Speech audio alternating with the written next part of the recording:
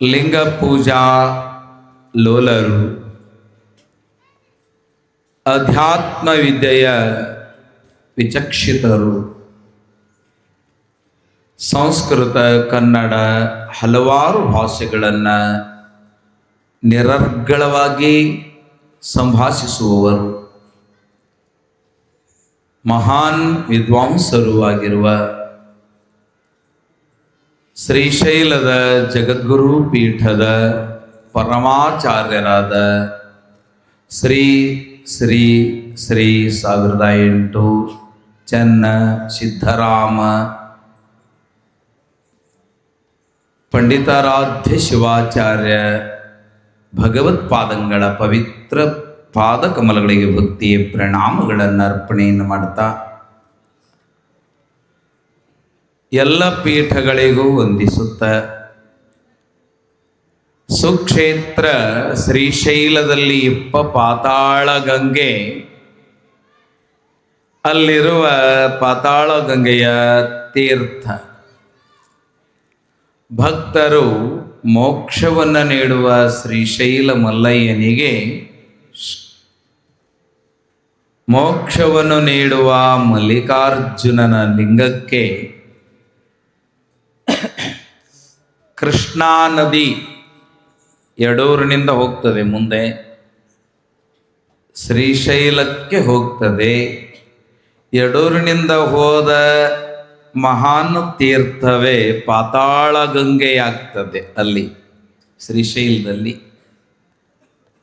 ಸುಮಾರು 900 ಪಾಂಡುಣಿಗೆಯ ಸಮೀಪ ಇರುವ, ಬಹಳ ತಳದಲ್ಲಿ ಇರುವ ಪಾತಾಳ ಗಂಗೆಗೆ ಮೆಟ್ಟುಗಟ್ಟೆಗಳನ್ನು ಕಟ್ಟಿದವರು ಗುಪ್ತ ಸಾಮ್ರಾಜ್ಯದವರು. ಅಂತಹ ಪಾತಾಳ ಗಂಗೆ, ಪವಿತ್ರವಾದ ಗಂಗೆ ಎಲ್ಲಿದ್ದ ಹೋಗುತ್ತೆ? ಯಡೂರಿನ ಸುಕ್ಷೇತ್ರದ ಕೃಷ್ಣಾ ನದಿಯಿಂದಲೇ ಹೋಗಿ ಶೇಖರಣೆಯಾಗುತ್ತೆ. ಅಂತಹ ಪಾತಾಳ ಗಂಗೆಯ ಕರುಣಿಸಿಕೊಟ್ಟ ಯಡೂರಿನ ಕೃಷ್ಣಾ ತೀರದ ವೀರಭದ್ರ ದೇವರ ಪಾದಕಮಲಗಳಿಗೆ ಭಕ್ತಿಯ ಪ್ರಣಾಮಗಳನ್ನು ಅರ್ಪಣೆಯನ್ನು ಮಾಡುತ್ತಾ, ತಾಯಿ ಚೌಡಿ, ಚಾಮುಂಡಿ, ಭದ್ರೆ, ಭದ್ರಕಾಳಿ, ಹ್ರೀಂಕಾರಿ, ಓಂಕಾರಿ, ಗಣಾನಿ, ಗಾನಪ್ರಿಯೆ, ಶಿವವಾಹಿನಿ, ಶೂಲಧಾರಿಣಿ, ದುರ್ಗೆ, ಕಾತ್ಯಾಯನಿ, ಅನೇಕ ನಾಮಗಳನ್ನು ಧರಿಸಿರುವಂತಹ ಅಮ್ಮ ಭದ್ರಕಾಳಿ ತಾಯಿಯ ಪಾದಗಳಲ್ಲಿ ವಂದಿಸಿ, ಕ್ಷೇತ್ರದೆಲ್ಲ ಅಧಿದಾತ ದೇವಸ್ಥಾನಗಳ ದೇವರುಗಳಿಗೆ ಭಕ್ತಿಯಿಂದ ಪ್ರಣಾಮಿಸಿ, ಸಂಸ್ಥಾನದ ರಂಭಾಪುರಿಯ ಶಾಖೆಯ ಶ್ರೀ ಕಾಡಸಿದ್ದೇಶ್ವರರ ಈ ಸಂಸ್ಥಾನದ ಮೂಲ ಪುರುಷನಾದ ಈ ಯಡೂರಿನ ಪುಣ್ಯಕ್ಷೇತ್ರದ ಕಾಡಸಿದ್ದೇಶ್ವರನಲ್ಲಿ ಭಕ್ತಿಯ ಸಾಷ್ಟಾಂಗ ದಂಡವತ್ ಪ್ರಣಾಮಗಳನ್ನು ಅರ್ಪಿಸಿ, ಇಲ್ಲಿಯ ಸಂಸ್ಕೃತ ವೇದ ಆಗಮ ಪಾಠಶಾಲೆಯ ದಿವ್ಯವಾದ ಹುನ್ನಾರ ಅಂದರೆ ಉದ್ದೇಶ, ಪವಿತ್ರವಾದ ಉದ್ದೇಶವನ್ನು ಇಟ್ಟುಕೊಂಡು ನಡೆಸ್ತಾ ಇರುವಂತಹ ಇಲ್ಲಿಯ ಕಾರ್ಯಭಾರಿಗಳೇ, ಪ್ರಾಚಾರ್ಯ ಉಪಾಧ್ಯಾಯ ಬಳಗವೇ, ಸುಂದರವಾಗಿ ಸಭೆಯಲ್ಲಿ ಇದು ಶಿವನ ಸಭೆ, ಶಿವಮಹಾಪುರಾಣ. ಈ ಪುರಾಣದ ಪುಣ್ಯಕಥೆಗಳನ್ನು ಮುಖ್ಯವಾಗಿ ಎಲ್ಲರೂ ಕೇಳಬೇಕು, ವಿಶೇಷವಾಗಿ ಗರ್ಭಿಣಿಯರು ಕೇಳಬೇಕು.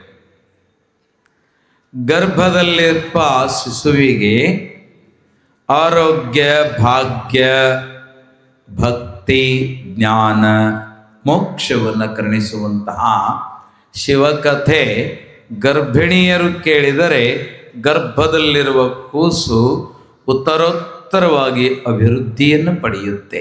ಅದಕ್ಕೆ ಶ್ರೀಶೈಲ ಗುರುಗಳು ಇಲ್ಲಿ ನಿಮ್ಮ ಯೂಟ್ಯೂಬ್ ಚಾನಲಲ್ಲಿ ನಮ್ಮ ಈ ಶಿವಪುರಾಣವನ್ನು ಬಿಡ್ತಾ ಇದ್ದಾರೆ.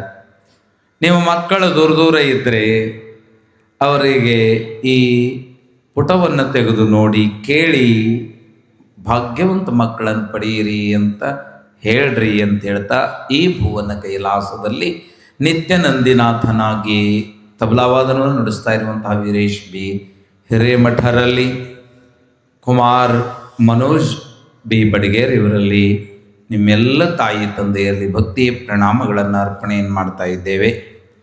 ಅಮ್ಮ, ನಿನ್ನೆ ದಿವಸ ದಕ್ಷಧ್ವರ ಅರ್ಥಾತ್ ದಕ್ಷ ಬ್ರಹ್ಮನ ಯಜ್ಞದ ನಾಶ ಅಲ್ಲ.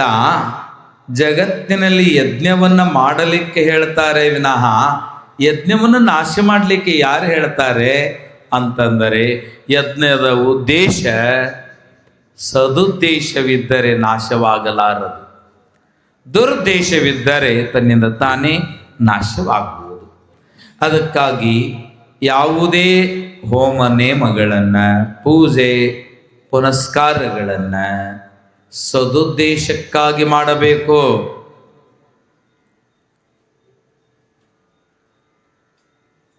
ಅದಕ್ಕಾಗಿ ಸದುದ್ದೇಶವಲ್ಲದ ದಕ್ಷ ಬ್ರಹ್ಮನ ಯಾಗ ಸತೀದೇವಿಯನ್ನೇ ಬಲಿಕೊಂಡಾಗ ದಾಕ್ಷಾಯಣಿ ದಕ್ಷಸುತೆ ಸತಿ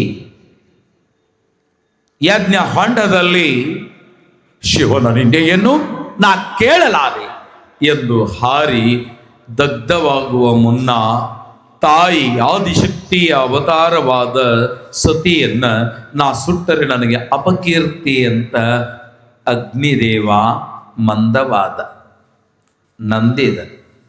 ಆಗ ತಾಯಿಯ ಶರೀರ ಪೂರ್ಣವಾಗಿ ಸುಡಲಿಲ್ಲ, ಅರೆವೆಂದಿತು. ಸತಿಯ ದೇಹ ಸಂಪೂರ್ಣವಾಗಿ ಸುಡಲಿಲ್ಲ, ಅರೆಬೆಂದಿತು.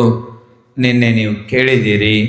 ಇತ್ತ ಕಡೆ ಯಾವ ವೀರಭದ್ರದೇವರು ತಮ್ಮ ಸೈನ್ಯದೊಂದಿಗೆ ಭೂತ ಗಣಗಳೊಂದಿಗೆ ಆಗಮಿಸಿದಾಗ ಅಲ್ಲಿ 20 ದೇವಾದಿ ದೇವತೆಗಳು ಕಾಗೆಗಳ ರೂಪದಿಂದ ಹಾರಿ ಹೋಗುವಾಗ ಶಿವನು ಬೇರೆ ಈ ದಕ್ಷನು ಬೇರೆ ಎಂದು ಪಕ್ಷಪಾತವ ಮಾಡಿದ ನಿಮಗೆ ಒಂದೇ ಕಡೆ ಕಣ್ಣು ಕಾಣಲಿ, ಇನ್ನೊಂದು ಕಡೆ ನೋಡುವಾಗ ಒಂದು ಕಣ್ಣ ದೃಷ್ಟಿ ಕಾಣದೇ ಇರಲಿ ಅಂತ ಶಾಪ ಕೊಟ್ಟಿದ್ದರು. ಹೀಗಿರುವಾಗ ಭದ್ರಕಾಳಿ ಅಮ್ಮನವರು ಪ್ರಯಾಗ ಕ್ಷೇತ್ರವು ರಕ್ತಸಿಕ್ತವಾದ ಕ್ಷಣ ಅವರೇನು ಮಾಡಿದರು ಅಂದ್ರೆ, ಹೆಣಗಳ ಬಣವೆಯ ಮೇಲೆ ಭೂತಗಣಗಳನ್ನು ಬಿಡುತ್ತಾ ಇರುವಾಗ ಭೂತಗಣಗಳ ಜೊತೆಯಲ್ಲಿ ಲಿಂಗದ ಕುರು ಹಿಡಿದು ಹುಟ್ಟಿದಂತಹ ವಂಶವೇ ಕುರುವಿನ ಶೆಟ್ಟರು ಅಂತ ಒಂದು ಕುಲ ಹುಟ್ಟಿತು. ಕುರುವಿನ ಶೆಟ್ಟರ ಜೊತೆಯಲ್ಲಿ ಕಡಿದು ಹಾಕಿದ ಅನಂತರನ್ನ ಅವರ ಮಾಂಸವನ್ನ ಕಡಿದು ತಿಂದು ತೇಗುವ ಇನ್ನೊಂದು ಕುಲ ಹುಟ್ಟಿತು, ತೊಗಟ ವೀರರು ಅಂತ. ಚಾಮುಂಡಿ ಕಾಳಿಕಾದೇವಿಯ ಭಕ್ತರಾಗಿ. ಹೀಗಿರುವಾಗ ಭದ್ರಕಾಳಿ ಮಹಾತ್ಮನಾದ ವೀರಭದ್ರದೇವರು ರಣರಂಗದಲ್ಲಿ ಅಗ್ನಿಧರನಾಗಿ ಖಡ್ಗಧರನಾಗಿ ಸಂಹಾರ ಮಾಡಿದ ತಲೆಯು ದಕ್ಷಿಣ ತಲೆಯು ಯಜ್ಞಭೂಮಿಕೆಯಲ್ಲಿ ಸುಟ್ಟು ಬೂದಿಯಾದಾಗ ಪ್ರಸೂತಾದೇವಿ ನನ್ನ ಗಂಡನನ್ನು ಬದುಕಿಸು, ಮುತ್ತೈದೆಯಾಗಿಸು, ರಂಡೆಯಾಗಿಸುವರೇ ದೇವನೇ ಅಂತ ಕೇಳಿದಾಗ ನಮ್ಮಪ್ಪ ಕರುಣಾಮಯಿ ಪರಮಾತ್ಮನ ಸ್ವರೂಪಿ ವೀರಭದ್ರದೇವರು ಮತ್ತೆ ಆ ಯಾವ ಪ್ರಸೂತಿಯ ಗಂಡನು ಸತಿದೇವಿಯ ತಂದೆಯು ಆದಂತಹ ನಮ್ಮ ದಕ್ಷನಿಗೆ ಅಲ್ಲಿ ಇರುವ ಟಗರಿನ ತಲೆಯನ್ನು ಕತ್ತರಿಸಿ ಆ ದೇಹಕ್ಕೆ ಅಂಟಿಸಿದ. ಇದರ ಅರ್ಥ ಏನು ಅಂತಂದ್ರೆ, ಗರ್ವಿಷ್ಠನಾದವನ ತಲೆ ಎಂದಿಗೂ ಎತ್ತಲಿಕ್ಕೆ ಆಗದು. ಆಡು ಎತ್ತಿ ಮೇವು ತಿಂತಾವೆ. ಆಡು ಕಾಲೆರಡು ಇಟ್ಟು ತಲೆ ಎತ್ತಿ ತಿಂತಾವೆ. ಟಗರಿಗೆ ಬಾಗಿದ ತಲೆಯನ್ನು ಎತ್ತೋದಕ್ಕೆ ಬರೋದೇ ಇಲ್ಲ. ಕುರಿಗೆ, ಟಗರಿಗೆ ತಲೆ ಎತ್ತಲಿಕ್ಕೆ ಆಗುವುದಿಲ್ಲ. ಆದುದರಿಂದ ಗರ್ವಿಷ್ಠನಾದವನ ತಲೆ ಮೇಲೆ ಎತ್ತಲಿಕ್ಕೆ ಬಾರದು ಅನ್ನುವ ನೀತಿ ಶಾಸ್ತ್ರವನ್ನು ನಮ್ಮಪ್ಪ ವೀರಭದ್ರದೇವರು ನಿನ್ನೆ ಪ್ರಕಟವನ್ನು ಪಡಿಸಿದರು. ಈ ಅಧ್ವರದ ಕಥೆಯಲ್ಲಿ, ಯಜ್ಞದ ಧ್ವಂಸದ ಕಥೆಯಲ್ಲಿ ಒಂದು ಕತೆ ಮುಚ್ಚಿಕೊಂಡು ಹೊರಗೆ ಬರ್ತಿದೆ. ಆ ಕಥೆಯನ್ನು ಇವತ್ತು ಸಂಪೂರ್ಣಗೊಳಿಸಿ ಮುಂದಿನ ಕಥೆಗೆ ನಾವು ಬರೋದಕ್ಕಿಂತ ಪೂರ್ವ ಇದು ಇನ್ನೂ ಸ್ವಲ್ಪ ಉಳಿದಿದೆ. ಆಗ ಅರೆಬೆಂದ ತಾಯಿಯಾದ ಸತಿಯ ದೇಹವು ಏನು ಆಯಿತು ಅನ್ನೋದಕ್ಕಿಂತ ಪೂರ್ವದಲ್ಲಿ, ಮನುಷ್ಯನೇ, ಹೇ ಮನುಜನೇ, ನಿನ್ನಲ್ಲಿ ಯಾವ ಗುಣವು ಇರಬೇಕು, ನೀನು ಹೇಗಿರಬೇಕು ಎಂಬುದನ್ನು ಜ್ಞಾನಿಗಳು ಬಹಳ ಚಂದ ಹೇಳ್ಯಾರ. ಯೌವನಂ ಧನ ಸಂಪತ್ತಿ ಪ್ರಭುತ್ವಂ ವಿವೇಕಿತ. ಯೌವನಂ ಧನ ಸಂಪತ್ತಿ ಪ್ರಭುತ್ವಂ ವಿವೇಕಿತ. ಏಕೈಕ ಮುಪ್ಯನರ್ಥಾಯ ಕಿಂ ಯತ್ರ ಚತುಷ್ಟಯಂ. ಇವು ಒಟ್ಟೆಷ್ಟದಾವ? ಯೌವನ ಒಂದು, ಧನ ಸಂಪತ್ತು ಎರಡು, ಪ್ರಭುತ್ವಂ ಅಂದ್ರೆ ಅಧಿಕಾರ, ಅವಿವೇಕಿತನ ನಾಲ್ಕಾದು. ಇದ್ರಾಗ ಒಂದ ಬಂದ್ರ ಮನುಷ್ಯ ನಾಶವಾಗ್ತಾನೆ. ಯೌವನ ಬಂದಾಗ ನಾಶವಾಗ್ತಾನೆ. ರೊಕ್ಕ ಭಾಳ ಇದ್ರೂ ನಾಶವಾಗ್ತಾನೆ. ಧನ ಸಂಪತ್ತು ಕೂಡ ಮಾನವನ ನಾಶವನ್ನು ಮಾಡುತ್ತೆ. ಇನ್ನು ಅಧಿಕಾರವು ಕೂಡ ಒಮ್ಮೆ ಅದು ಕೂಡ ನಾಶ ಮಾಡುತ್ತೆ. ಅವಿವೇಕತನವಂತರೂ ಪೂರ್ಣ ಎಲ್ಲಿ ಹುಟ್ಟಿರ್ತದ ಅಲ್ಲಿ ನಾಶ ಮಾಡುತ್ತದೆ ಅವಿವೇಕ. ಆದ್ದರಿಂದ ಇವು ನಾಲ್ಕು ಒಂದ ಕಡೆ ಕೂಡಿದ್ರೆ ಹೆಂಗಾದೀತು? ಒಂದೊಂದ ಹಿಂಗೆ ಮಾಡ್ತಾವಂದ್ರ ನಾಲ್ಕು ಒಂದ ಕಡೆ ಕೂಡಿದ್ರೆ ಏನಾಗ್ತತಿ ಅಂತಂದ್ರೆ ವಿಷಯಾಸಕ್ತಿ, ವಿಷಯ ವಾಸನೆಯಲ್ಲಿ ಜೀವಿಯ ನಾಶವಾಗುತ್ತೆ. ಅದಕ್ಕೆ ಜ್ಞಾನಿಗಳು ಬೇಡ ಬೇಡ ಭೋಗದೊಡನಾಟ, ನೋಡು ಇದು ನಂಜು ನುಂಗಿದ ನಂಜು ಬೆರೆಸಿದ ಸವಿಯೂಟ. ಬೇಡ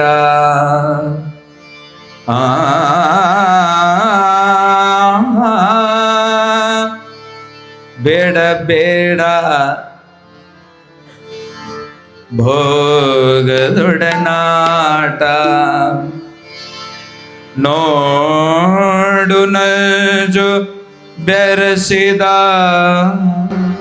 ಸವಿಯೂಟ.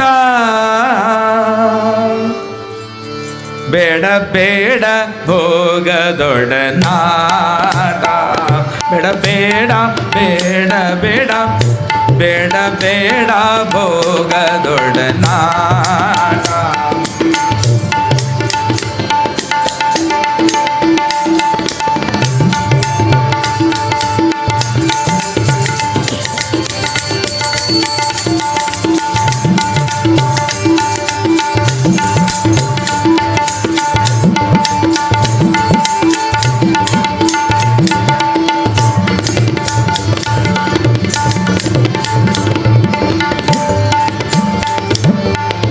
ಕೇಡು ಕಡೆಯಲೇ ಉಳಿಯುವುದು ಮೈಕೈವಾಟ, ಕೇಡು ಕಡೆಯೊಳು ಇರುವುದು ಮಾಯೆಯ ಕೈಯಾಟ ಬೇಡ ಬೇಡ ಬೇಡ ಬೇಡ ಬೇಡ ಬೇಡ ಭೋಗದೊಡನಾಟ ಬೇಡ ಬೇಡ ಬೇಡ ಬೇಡ ಭೋಗದೊಡನಾಟ ನೋಡು ನಂಜು ಬೆರೆಸಿದ ಸವೆಯೋಟ ಬೇಡ ಬೇಡ ಭೋಗದ ಒಡನಾಟ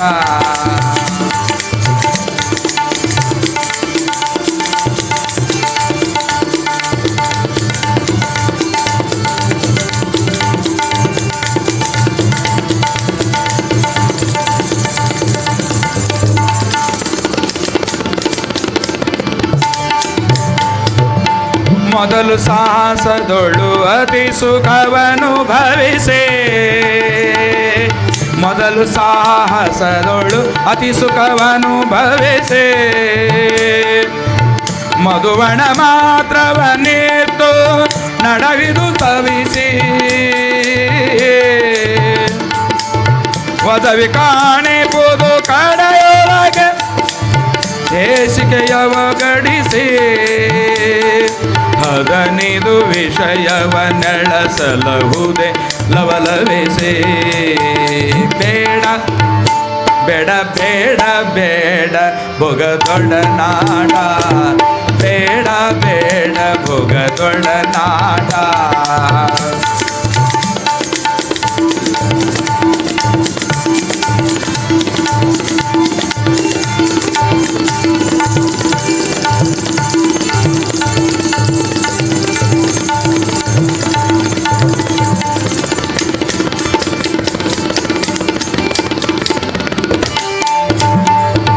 ಕನಸು ಬಿಸುಲು ದೊರೆ ಸುರಧನು ಸುಳಿಗಾಳೆ ಕನಸು ಬಿಸಿಲು ದೊರೆ ಸುರಧನು ಸುಳಿಗಾಳೆ ಘನತೆ ಮಿಂಚಿನ ಪರಿಯಂತಿರ ವಿಷಯಾಳೆ ವಿಷಯಾಳೆ ಜನಿಸಿ ಕೆಡುತ್ತಿ ಹೋದೋ ಇದ ನೀಳೆಯೊಳು ಕಂಡು ಕೇಳೆ ಮನವಿಡೆ ಬಗಿತದೊಳವಿದು ಬೀಳೆ ಇದು ಭೋಗದೊಡ ನಾಟ ಬೇಡ ಬೇಡ ಬೇಡ ಭೋಗದೊಡ ನಾಟ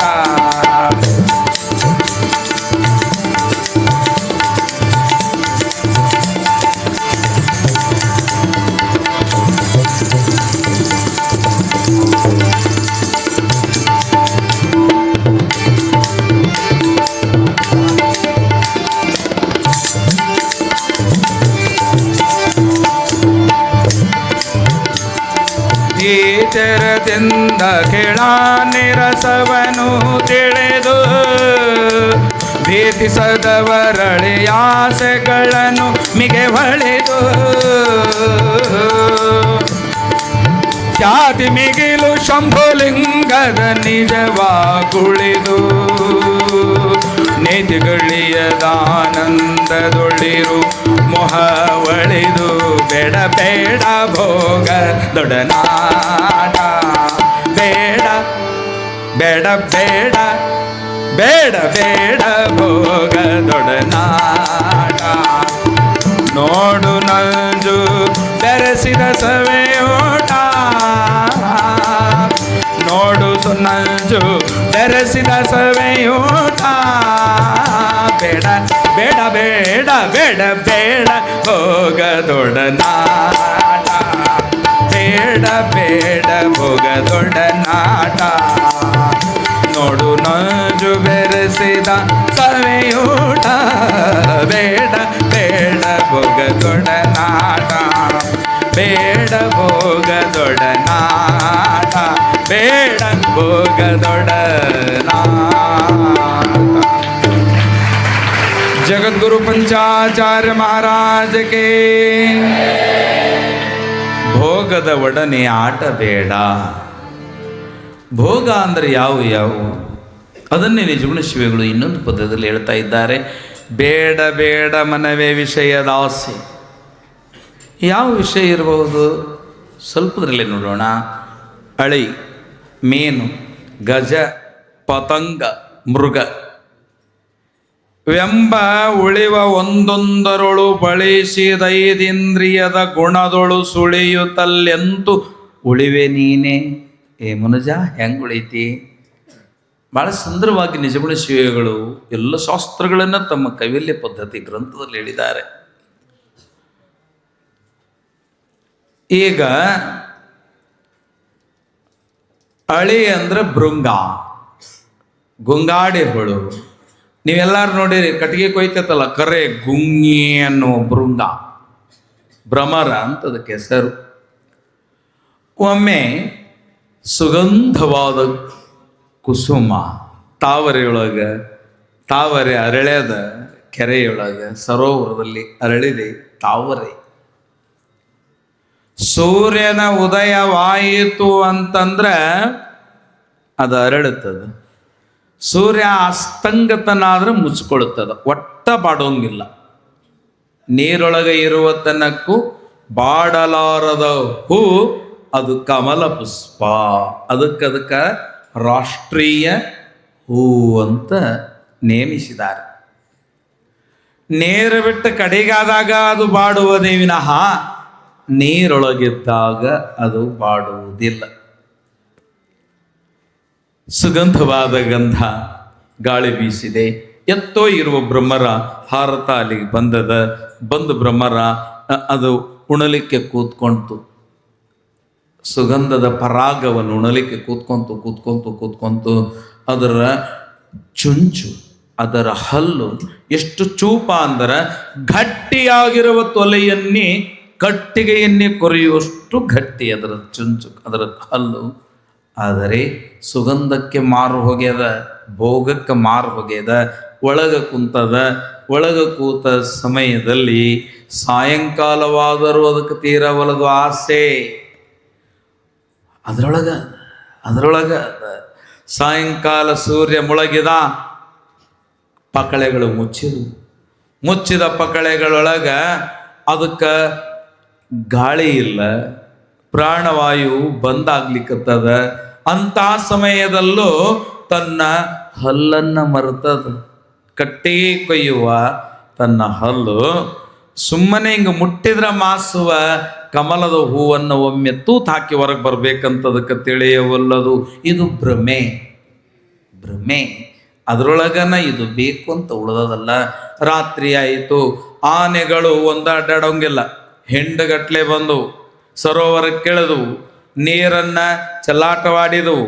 ಅಡ್ಡ ಕಾಣಿಸ್ತಿದ್ವಲ್ಲ ಇವು ಹೂಗಳ ತಾವರೆ ಕೊಳ್ಳಲ್ಲಿ ಇರುವ ಈ ಹೂಗಳನ್ನು ಬೇರದ್ರ ಶಿಲೆ ಕೆತ್ತಿ ಹೊರಗೆ ಹೋಗೋದು, ಸರೋವರದ ಹೊರಗೆ ಹೋಗೋದು.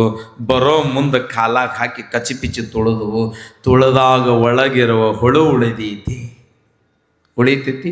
ಆನೆ ಕಾಲಾಗ ಸಿಕ್ಕರೆ ಸತ್ತು ಹೋಗುವ ಹಾಗೆ ಮನುಷ್ಯ ಆಘ್ರಾಣ ಶಕ್ತಿಯಲ್ಲೇ ಮಾಯಾ ಮೊರವೆ ಮೋಹಕ್ಕೆ ಒಳಗಾಗ್ಯಾನ. ಅದಕ್ಕೆ ಪರಸ್ತ್ರೀಯರು ಮುಡಿದ ಮಲ್ಲಿಗೆಯ ಸುವಾಸನೆ ನಿನ್ನದಲ್ಲ,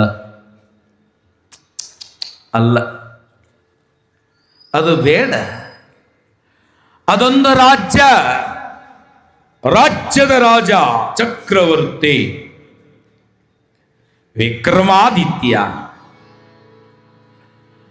ವಿಕ್ರಮಾದಿತ್ಯ ಸಕಲ ಸಂಪದವನ್ನು ಪಡೆದಿರುವಂತಹ ರಾಜ. ಹೀಗಿರುವಾಗ ಅವನಿಗೆ ಓರ್ವ ಸಹೋದರ, ಅವನ ಹೆಸರು ಭರ್ತೃಹರಿ. ಆ ಭರ್ತೃಹರಿ ಅಣ್ಣನನ್ನ ಅನುಯಾಯಿಸಿಕೊಂಡು ಕಾಲವನ್ನು ಕಳೆಯುವಾಗ ಚಂದ್ರನಷ್ಟೇ ಸುಂದರನು, ಬಹಳ ಸೌಂದರ್ಯ ಭರ್ತೃಹರಿ. ಬ್ರಹ್ಮಚಾರಿ, ಸುಂದರವಾದ ದಂತಪಂಕ್ತಿ, ನೀಳವಾದ ನಾಸಿಕ ಮೂಗು, ಗುಂಗುರ ಕೂದಲು, ಮನ್ಮಥನ ಇನ್ನೊಂದು ರೂಪವೇ ಏನು ಅನ್ನುವಷ್ಟು ಸುಂದರ. ಆಗ ಆ ಚಕ್ರವರ್ತಿಯಾದ ಉಜ್ಜಯಿನಿಯ ಸಾಮ್ರಾಟನಾಗಿರುವ ವಿಕ್ರಮಾದಿತ್ಯನ ಹೆಂಡತಿ ಹೆಸರು ಪಿಂಗಳೆ. ಏನು? ಪಿಂಗಳ. ಆಕೆ ಗಂಡನನ್ನ ಲಕ್ಷ್ಯ ಕೊಡದೆ ಮೈದುನನ ಸುಂದರವಾದ ಮೈಮಾಟಕ್ಕೆ ಮಾರು ಹೋಗಿ ಅವನನ್ನ ಒಮ್ಮೆ ಆ ಕಡೆಯಿಂದ ಬರ್ತಾ ಇರುವಾಗ ಈಶ್ವರನಿಗೆ ಕುಸುಮಗಳನ್ನ ಪತ್ರೆಗಳನ್ನ ಬುಟ್ಟಿಯಲ್ಲಿ ತುಂಬಿಕೊಂಡು ಪೂಜೆಗಾಗಿ ಹೋಗ್ತಾ ಇರುವ ಭರ್ತೃ, ನನ್ನ ಗಂಡನ ಭ್ರಾತೃ ಭರ್ತೃ, ಅಮ್ಮ ಎಷ್ಟು ಸೌಂದರ್ಯವೇ ನೀನು. ಹುಣ್ಣಿಮೆಯ ಪೂರ್ಣ ಚಂದ್ರನನ್ನ ನಾವು ನೋಡಿದಾಗ ಅವನಲ್ಲಿಯೂ ಕಳಂಕ ಉಂಟು, ಅವನಲ್ಲಿಯೂ ಕಳಂಕ ಉಂಟು. ಆದರೆ ನಾನು ನಿನ್ನ ರೂಪಕ್ಕೆ ಮರುಳಾಗಿರುವೆ. ಬಾ, ನನ್ನ ಅಪ್ಪಿಕೋ, ನನ್ನ ಅನುಭವಿಸು. ನಾನು ಯೌವನದ ಮನದನ್ನೇ ನನ್ನ ರೂಪವನ್ನು ನೋಡುವಂತಂದಾಗ ತಲೆ ಕೆಳಗಿರಿಸಿ, ಅಮ್ಮ, ಅಣ್ಣನ ಹೆಂಡತಿ ಅತ್ತಿಗೆ ಹಡದ ತಾಯಿಗಿಂತಲೂ ತೂಕ ಹೆಚ್ಚು ತಾಯಿ. ನಿನ್ನಲ್ಲಿ ನಾನು ಅನುರಕ್ತನಾದರೆ 7 ಕೋಟಿ ಜನ್ಮವು ನರಕದಲ್ಲಿ ಬೀಳಬೇಕಾಗುತ್ತೆ. ನಿನ್ನ ಪಾದದಾಳು ತಾಯಿ ನಾನು. ಮಗನಲ್ಲಿ ಮೋಹಕ್ಕೆ ಎಳೆಯುವರೆ ಬೇಡವಮ್ಮ ಅಂತ ಯಾವ ಆ ಭರ್ತೃಹರಿ ತಾಯಿ ಎಂದಾಗ ಪಿಶಾಚಿ ಹತ್ತಿರ ಎದುರಿಗೆ ನಿಂತ ಸೌಂದರ್ಯದ ಲಹರಿಯಾದ ನನ್ನನ್ನ ನೋಡಿ ಅನುಭವಿಸದೇ ಇರುವರೇ ಕೋಡಿ. ಬಾ, ಅಪ್ಪು ನನ್ನ ಅಂತಂದಾಗ ತಪ್ಪಿಸಿಕೊಂಡ ಹೋದ.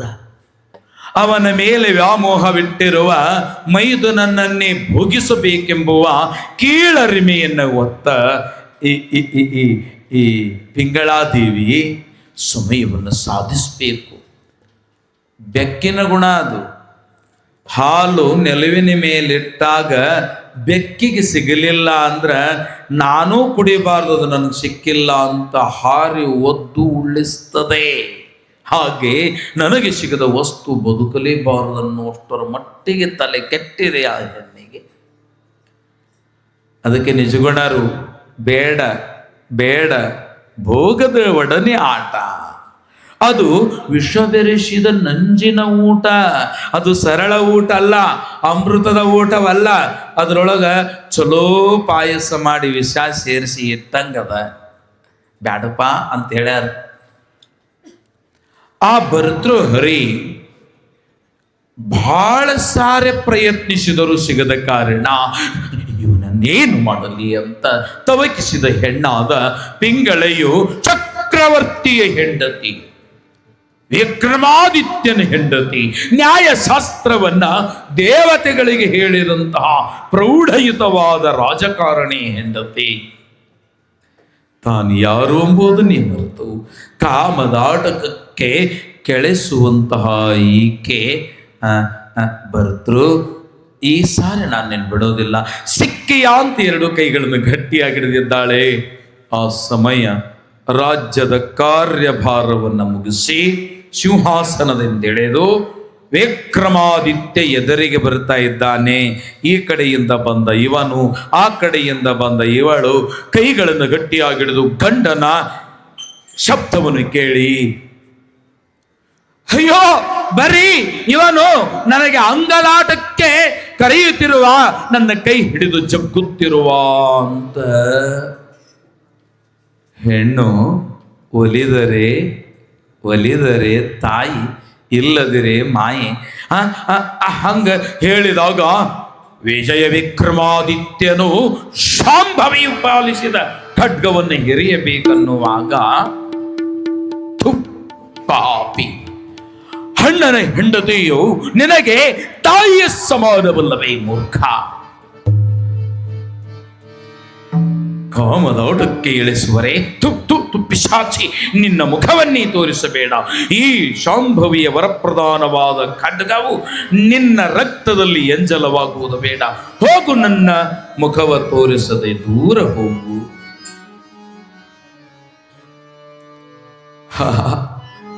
ಹೊರ ಹಾಕಿದ್ದು ನನಗೇನು ಲುಕ್ಷಾನವಿಲ್ಲ, ನನಗೆ ಇದೇ ಒಂದು ಬಹುಮಾನವಾಯಿತು.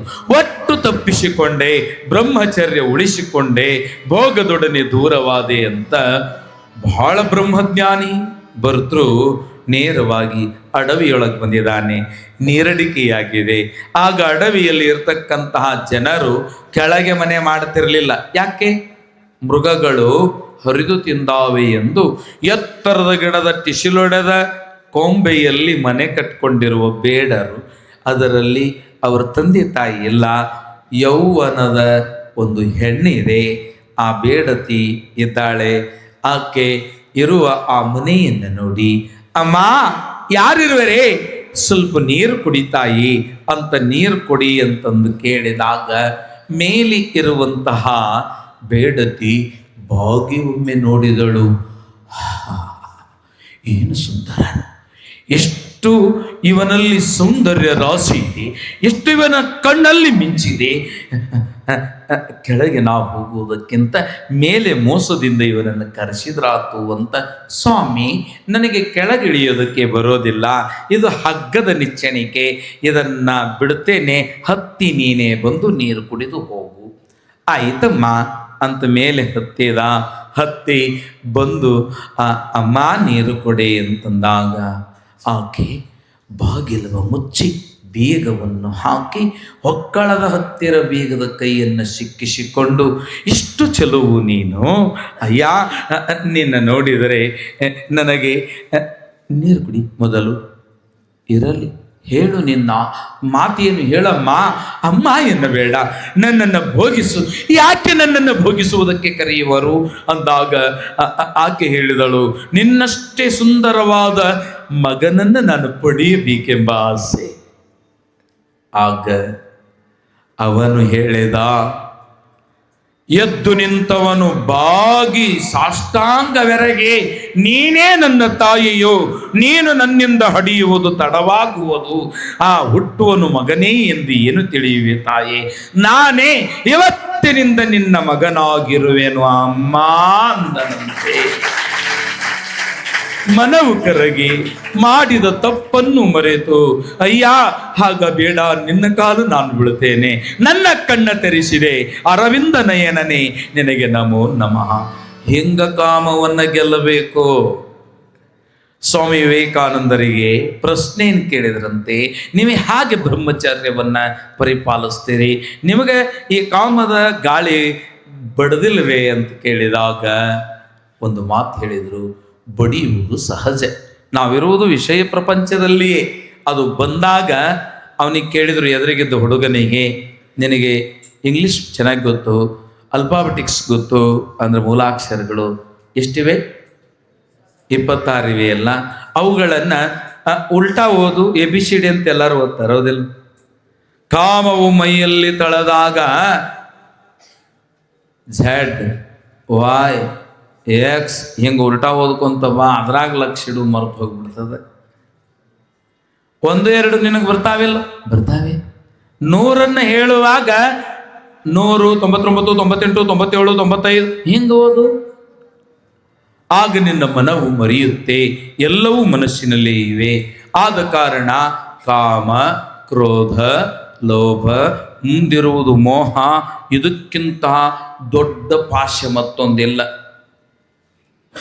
ಮೋಹಕ್ಕಿಂತ ದೊಡ್ಡ ಪಾಶ ಮತ್ತೊಂದು ಇಲ್ಲ. ಆ ವ್ಯಾಮೋಹಕ್ಕೆ ಶಂಕರನೇ ಬಲಿಯಾಗಬೇಕೆ, ಶಿವನೇ ಬಲಿಯಾಗಬೇಕೆ? ಕೈಲಾಸನಾಥನು ಢಮರುಗವ ನುಡಿಸುತ್ತ ತಾಂಡವ ನೃತ್ಯವನ್ನು ಮಾಡಿ ಪಕ್ಕದಲ್ಲಿ ಕುಣಿಯುವ ಸತಿಯು ಇಲ್ಲದ್ದಕ್ಕಾಗಿ ಭ್ರಮಿಸಿ ಮಾಯಾ ಮೋಹಿತನಾಗಿ ಎಲ್ಲಿ ಹೇಳು ಎಲ್ಲಿ ಹೇಳು ಎಲ್ಲಿ ಹೇಳು ಅಂತ ನಂದೀಶನಿಗೆ ಕತ್ತಿಗೆ ಕೈ ಹಾಕಿ ಕೇಳುವಾಗ ನಂದೀಶ ಕರೆದು ಭೂಲೋಕಕ್ಕೆ ಬಂದನಂತೆ. ಭೂಲೋಕದ ಪ್ರಯಾಗ ರಾಜ್ಯ ಕ್ಷೇತ್ರದ ಯಾವ ದಕ್ಷ ಬ್ರಹ್ಮನು ನಿಭಾಯಿಸಿದ ಯಜ್ಞದ ಕುಂಡದಲ್ಲಿ ಅರೆಸುಟ್ಟ ದೇಹವ ಪ್ರಾಣವು ಪರಶಿವನ ಪಾದದಲ್ಲಿ ಐಕ್ಯವಾದ ಹೆಣವಾಗಿರುವ ಸತಿಯ ದೇಹವನ್ನು ತೋರಿಸಿ, ಸ್ವಾಮಿ ನನ್ನ ಬಿಡಿ ಅಂತ ಹಿಂದೆ ಸರದ ನಂದೀಶ. ಆಗ ನಂದಿನಾಥನು ಸರಿದಾಗ ಮೋಹಿತನಾಗಿ ದುಃಖತಪ್ತನಾದ ಶಂಕರನು, ಸತಿಯೇ ನನ್ನಗಲಿಪೋದೆ, ನಾನೋರ್ವನಾದೆ, ನನ್ನಯೇ ತೊರೆದು ಹೋದ ನಿನ್ನ ಹೇಗೆ ಮರೆಯಲಿ ಪ್ರಿಯೇ.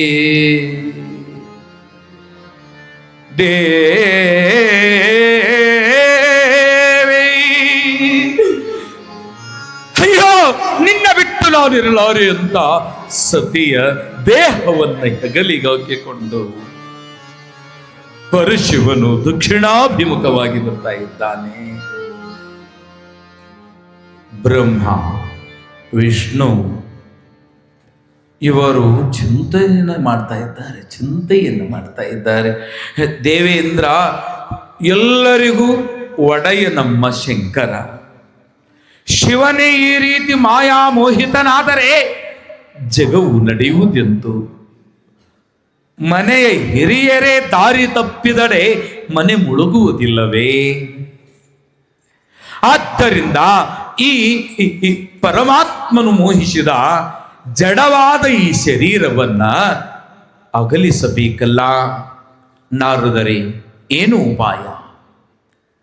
ಪ್ರಭು ಪರಶಿವನಿಂದ ದೇಹವನ್ನ, ಆ ತಾಯಿ ಸತಿಯ ದೇಹವನ್ನ ಅಗಲಿಸುವುದು ಬಹಳ ಕಷ್ಟವ. ಆದರೆ ಶಾಂಭವಿ ಮಾಯೆಯನ್ನು ಹೊಂದಿದ ವಿಷ್ಣುವೇ ಇದು ನಿನಗೆ ಸಾಧ್ಯವಾಗುತ್ತೆ. ವಿಷ್ಣು ರಕ್ಷಣೆಯನ್ನು ಮಾಡೋನು, ಯಾರನ್ನಾದರೂ ರಕ್ಷಿಸಬಹುದಲ್ಲ. ಆದ್ದರಿಂದ ಶಂಕರನೆಂಬ ಈ ಮಹಾತ್ಮನ ಬೆನ್ನು ಹೊತ್ತಿದ ಈ ಜಡತ್ವವನ್ನ ಕಡಿದು ಹಾಕು, ಹರಿಯೇ ಕಡಿದು ಹಾಕು ಅಂತಂದಾಗ ಹಿಂದೊಮ್ಮೆ ಕಾಶಿಯ ಕ್ಷೇತ್ರದಲ್ಲಿ, ಕಾಶಿಯ ಕ್ಷೇತ್ರದಲ್ಲಿ 1008 ಕಮಲ ಪುಷ್ಪಗಳನ್ನ ಅರ್ಪಿಸಿ ಒಂದು ಕಮಲದ ಹೂ ಕಡಿಮೆಯಾದಾಗ ತನ್ನ ಕಮಲದಂಥ ಕಣ್ಣನ್ನೇ ಲಿಂಗಕ್ಕರ್ಪಿಸಿದಾಗ ಶಿವನು ನಿನ್ನ ಭಕ್ತಿಗೆ ಮೆಚ್ಚಿದೆ.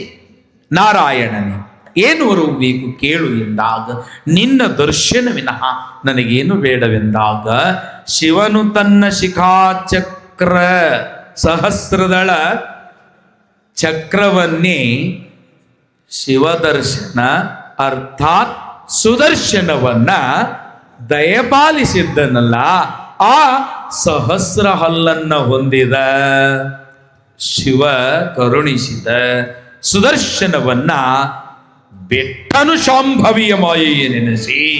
ಆಗ ಶಾಂಭವಿಯ ಆಟದಿಂದ ಏನಾಯಿತು ಎಂದರೆ, ಆಗ ಶಾಂಭವಿಯ ಮಾಯೆಯಿಂದ ದಕ್ಷಸುತೆಯ ಶವವನ್ನ ಹೊತ್ತ ಆ ಯಾವ ಶಿವನ ಹೆಗಲೇರಿದ ಸತಿಯ ದೇಹವನ್ನ 51 ತುಕುಡಿಯ ಮಾಡಿ ಭಾರತ ದೇಶದ ತುಂಬ ಹರಡಿದ. ತಾಯಿ ಶಿವನೊಂದಿಗೆ ಸೇರಿದ, ಅನುಭವಿಸಿದ, ಶಿವನ ಶಕ್ತಿಯಂ ಪಡೆದ ಮಹಾತಾಯಿಯಾದ ಸತಿಯ ದೇಹದ ತುಕುಡಿಗಳೆಲ್ಲೆಲ್ಲಿ ಬಿದ್ದವೋ ಅಲ್ಲಲ್ಲಿ ಒಂದೊಂದು ಶಕ್ತಿ ಪೀಠಗಳಾದವು. ನಮಗೆ ಬಹಳ ಈ ಯಡೂರಿಗೆ ಹತ್ತಿರವಿರುವ ಶಕ್ತಿ ಪೀಠವೆಂದರೆ ಕರವೀರಪುರ, ಕೊಲ್ಲಾಪುರ.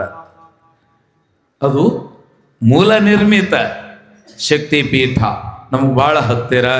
ಶ್ರೀಶೈಲ ಪೀಠದಲ್ಲಿ ಇರುವ ಭ್ರಮರಾಂಬ ಎಂಬುವ ತಾಯಿಯು ಕೂಡ ಆ ತಾಯಿಯ ಈ ಕೆಳಕುತ್ತಿಗೆಯ ಭಾಗ ಕತ್ತರಿಸಿ ಬಿದ್ದಿದ್ದಲ್ಲಿ, ಶ್ರೀಶೈಲದಲ್ಲಿ ತಾಯಿಯ ಕೆಳಕೊರಳು ಕತ್ತರಿಸಿ ಬಿದ್ದ ಕಾರಣ ಅಲ್ಲಿ ಯಾವ ಮಹಾತಾಯಿಯ ಕೆಳಕುತ್ತಿಗೆಯ ಭಾಗವೇ ಮಹಾಲಕ್ಷ್ಮಿ ಅರ್ಥಾತ್ ಭ್ರಮರಾಂಬ ಎಂಬುವ ಶಕ್ತಿಪೀಠವಾಗಿ ನಿರ್ಮಿಸಿದ ಶ್ರೀಮನ್ನಾರಾಯಣ. ಅವನ ರಕ್ಷಣೆಯಲ್ಲಿ ಹಿಂಗುಲಾತ್ ಕಿರೀಟ, ವೃಂದಾವನ, ಕರವೀರ, ಸುಗಂಧ, ಕರತೋಯಿ ತಟ, ಶ್ರೀ ಪರ್ವತ, ವಾರಣಾಸಿ, ಗೋದಾವರಿ ತಟ, ಗಂಡಕಿ, ಶುಚಿ, ಪಂಚಸಾಗರ, ಜ್ವಾಲಾಮುಖಿ, ಭೈರವ ಪರ್ವತ, ಅಟ್ಟಹಾಸ, ಜನಸ್ಥಾನ, ಕಾಶ್ಮೀರ, ನಂದೀಪುರ, ಶ್ರೀಶೈಲ, ನಲಹಾಟಿ, ಮಿಥಿಲಾ, ರತ್ನಾವಲಿ, ಪ್ರಭಾಸ, ಜಾಲಂಧರ, ವೈದ್ಯನಾಥ, ರಾಮಗಿರಿ, ವಕ್ರೇಶ್ವರ, ಕನ್ಯಕಾಶ್ರಮ, ಬಾಹುಲ, ಚಟ್ಟಲ, ಉಜ್ಜಯಿನಿ, ಮಣಿವೇದಿಕಾ, ಮಾನಸ, ಯಶೋರ, ಪ್ರಯಾಗ, ವಿರಜಾಕ್ಷೇತ್ರ, ಕಾಂಚಿ, ಕಾಳವ, ಮಾಧವ, ಶೋಣ, ಕಾಮಗಿರಿ, ನೇಪಾಳ, ಜಯಂತಿ, ಮಗಧ, ತ್ರಿಸ್ರೋತ, ತ್ರಿಪುರ, ವಿಭಾಸ, ಕುರುಕ್ಷೇತ್ರ, ಲಂಕಾ, ಯಗಾಧ್ಯ, ವಿರಾಟ, ಕಾಲಿಪೀಠ. 51 ಶಕ್ತಿಪೀಠಗಳು. ಇವುಗಳು ಯಾವುದರಲ್ಲಿ ಕುಲಂಕುಷವಾಗಿ ಈ ವಿಷಯವನ್ನು ಬರೆದಿದ್ದಾರೆ ಶಕ್ತಿಪೀಠದ ಬಗ್ಗೆ ಅಂದರೆ ತಂತ್ರ ಚೂಡಾಮಣಿ ಗ್ರಂಥದ ಹೆಸರು ತಂತ್ರ ಚೂಡಾಮಣಿ ಗ್ರಂಥದಲ್ಲಿ ಉದ್ಯುಕ್ತವಾಗಿ ಪ್ರಕಟವಾಗಿದೆ. ಹಾಗೆ ದೇವಿ ಭಾಗವತದಲ್ಲಿ ಅನೇಕ ಗ್ರಂಥಗಳಲ್ಲಿಯೂ ಕೂಡ ಪ್ರಕಟವಾಗಿದೆ. ಆಗ ಶ್ರೀ ನಾರಾಯಣನ ನಿರ್ಮಿತವಾದ ಸಮಸ್ತ ಈ ಕ್ಷೇತ್ರಗಳಲ್ಲಿ 18 ಶಕ್ತಿಪೀಠಗಳು ಪ್ರಮುಖವಾಗಿ, 12 ಜ್ಯೋತಿರ್ಲಿಂಗಗಳಲ್ಲಿಯೂ ಅವು ವಿಶೇಷವಾಗಿ ತಾಯಿ ಶಿವನಲ್ಲಿ ಎದ್ದು ಶಿವನು ತಾಯಿಯಲ್ಲಿದ್ದು ಅನುರಕ್ತವಾಗಿರುವ ಸಮಸ್ತ ಶಕ್ತಿಪೀಠಗಳಿಗೆ ಸಾಷ್ಟಾಂಗ ಪ್ರಣಾಮಗಳನ್ನು ಅರ್ಪಿಸಿ, ಅಮ್ಮ ಈ ರೀತಿಯಾಗಿ ಮಾಯವಾದಾಗ ಶಿವನು ಯೋಗಿಯಾದ. ಈ ತನ್ಮಧ್ಯ ವಿಷಯದಲ್ಲಿ ಒಂದು ಕತೆ ಸಂಕ್ಷಿಪ್ತವಾಗಿ ನುಸುಳಿ ಹೋಗ್ತದೆ. ಅದನ್ನು ನಾನು ನಿಮಗೆ ನೆನಪಿಸ್ತೇನೆ. ಈ ಪುರಾಣದಲ್ಲಿ ರುದ್ರಸಂಹಿತೆ ಎಂಬ ಈ ಭಾಗದಲ್ಲಿ ದಕ್ಷ ಬ್ರಹ್ಮನ ವರ್ಣನೆ, ದಕ್ಷ ಯಜ್ಞ ನಾಶ, ವೀರಭದ್ರಾವತಾರ ಹೆಚ್ಚಿಗೆ ಪ್ರಕಟವಾಗಿದ್ದು ಭಾಗವತ ಪುರಾಣದಲ್ಲಿ. ಶ್ರೀ ಭಗವಾನ್ ವೇದವ್ಯಾಸರು ಎಂಥವರು? ಜಯತಿ ಪರಾಶರ ಶೋನು ಸತ್ಯವತಿ ಹೃದಯನಂದನೋ ವ್ಯಾಸ ಅಂತ ವ್ಯಾಸ ಭಾಗವತ ಪುರಾಣದಲ್ಲಿ ವಿಶೇಷವಾಗಿ ವೀರಭದ್ರಾವತಾರವನ್ನು ಬರೆದಿದ್ದಾರೆ. ಅವರ ಪಾದಕ್ಕೆ ಶರಣು. ಅಮ್ಮ, ಇವೆಲ್ಲ ವಿಷಯಗಳು ಕೇಳೋದರಿಂದ ನಮ್ಮ ಕರ್ಮಗಳು ಅಣವ, ಮಾಯಾ, ಕಾರ್ಮಿಕ, ತಂದೆಯಿಂದ ಬಂದ ಮಲ, ತಂದೆಯಿಂದ ಬಂದ ಹೊಲಸು, ತಂದೆಯಿಂದ ಬಂದ ಮಲ ಅಣವ ಮಲ, ತಾಯಿಯಿಂದ ಬಂದ ಮಲ ಮಾಯಾಮಲ, ಎರಡೂ ಸಂಯೋಜನೆಯಾಗಿದ್ದು ಈ ಶರೀರ ಕಾರ್ಮಿಕ ಮಲ. ಅದಕ್ಕೆ ನೀವೆಲ್ಲರೂ ತೊಟ್ಟಲ್ದಾಗ ಆಡೋ ಕೂಸಿಗೆ ಏನಂತೀರಿ? ಈ ಪಾಪ ಅಳ್ತಾ ಇದೆ ನೋಡೋ ತೂಗು. ಏನು ಅಳ್ತಾ ಇದೆ ಏನಂತೀರಿ? ಎಷ್ಟು ಮಂದಿ ಹಂಗೆ ಅನಿಸ್ಕೊಂಡವ್ರ ಅದಿವಿಲ್ಲ. ಪುಣ್ಯ ಆಳತೈತಂತ ಒಬ್ರು ಅಂದೀರಿ, ತೊಟ್ಟಲ್ದಾಗ ಪುಣ್ಯ ಹಾಕಿವ್ ನೋಡ್ತೂಗಂತ ಒಬ್ರು ಹೇಳಿರಿ. ಇಷ್ಟು ಜೀವಿಗಳು ಅದಕ್ಕೆ ಗರುಡ ಪುರಾಣದಲ್ಲಿ ವೇದವ್ಯಾಸರು ಮಹನೀಯರು. ಮಹತಾ ಪುಣ್ಯ ಯೋಗೇನ ಮನುಷ್ಯ ಜನ್ಮ ಲಭತೆ. ಬಹಳ ಪುಣ್ಯ ಮಾಡೇವಿ. ಇರೋದು ಎರಡೇ ಅದಾವ, ಒಂದು ಪುಣ್ಯ, ಇನ್ನೊಂದು ಪುಣ್ಯ ಎಲ್ಲ ಖರ್ಚಿ ಆದಾಗ ಇರೋದು. ಮತ್ತು ನೀವು ಅಂದಿದ್ದು ತಪ್ಪೇನಿಲ್ಲ. ಈ ಪಾಪ ಹೋಗುವುದಕ್ಕಾಗಿ ಪುರಾಣ ಪುಣ್ಯ ಕಥೆಗಳನ್ನು ಕೇಳಬೇಕಾಗಿದೆ, ಮನರಂಜನೆಗಲ್ಲ, ಪಾಪ ಕ್ಷಯಕ್ಕಾಗಿ ಕೇಳಬೇಕಾಗಿದೆ, ಪಾಪಗಳ ದೂರ ಮಾಡೋದಕ್ಕಾಗಿ ಕೇಳಬೇಕಾಗಿದೆ. ಅದಕ್ಕೆ ಹೇಳ್ತಾ ಇದ್ದಾರೆ, ಜಗದೀಶನ ಸ್ಮರಿಸೋ ಹಗಲೆಲ್ಲ.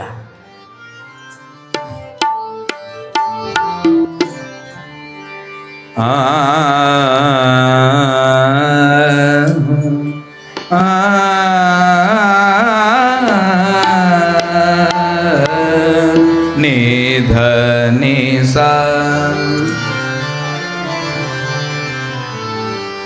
ಮಪದ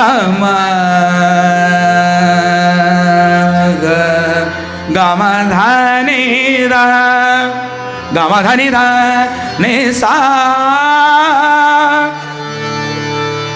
ಜಗದೀಶನ ಸ್ಮರಿಸೋ ಹಗಲಿರುಳು.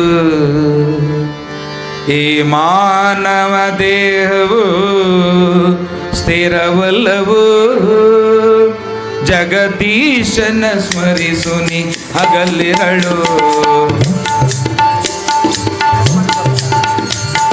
ಸನಿದ ಮ ಪದ ಮಗರೆ ಸನಿದ ನಿದ.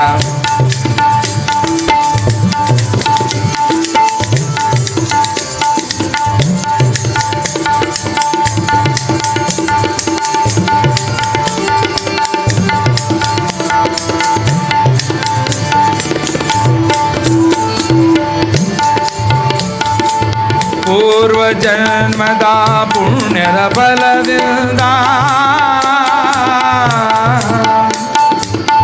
ಮಾನವ ಜನ್ಮಕ್ಕೆ ನೀ ಬಂದು ಎಡಬಿಡದೆ ನುಡಿ ಶಿವನಾಮ, ಎಡಬಿಡದೆ ನುಡಿ ಶಿವನಾಮ. ಕಡೆ ಮಾಡಿಕೊಳ್ಳೋ ತಮ್ಮ ಈ ಜನ್ಮ, ಕಡೆ ಮಾಡಿಕೊಳ್ಳೋ ತಮ್ಮ ಈ ಜನ್ಮ. ಜಗದೀಶನ ಸ್ಮರಿಸು ನೀ ಹಗಲಿರುಳು.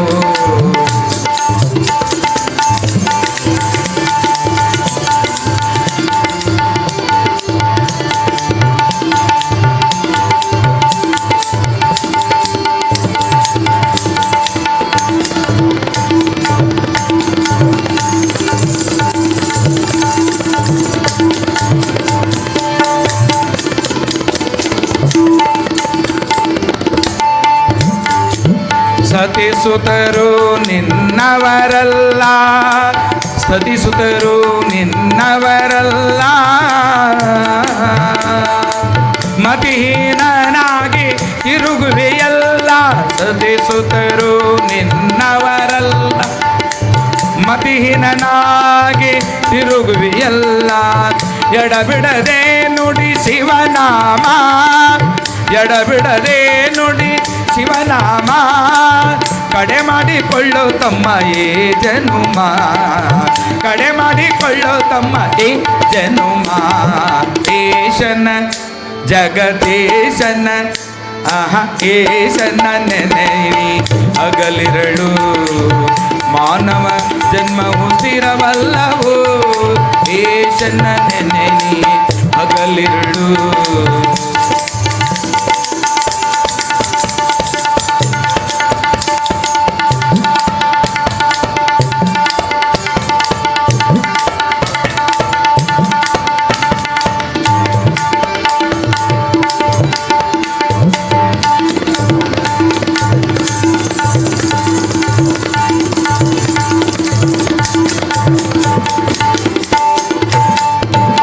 ಗಳಿಸಿದ ಹಣವೆಲ್ಲ ಹೋಗುವುದೇಟು, ಗಳಿಸಿದ ಹಣವೆಲ್ಲ, ಗಳಿಸಿದ ಹಣವೆಲ್ಲ ಹೋಗುವುದೇಟು.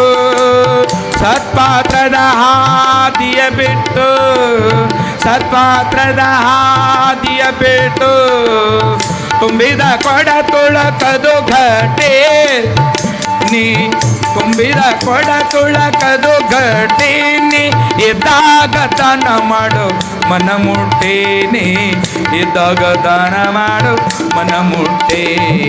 ಏಶನ ಜಗದೀಶನ ಏಶನ ನೆನೆನಿ ಹಗಲೆಲ್ಲ, ಈಶನ ನೆನೆನಿ ಹಗಲೆಲ್ಲ.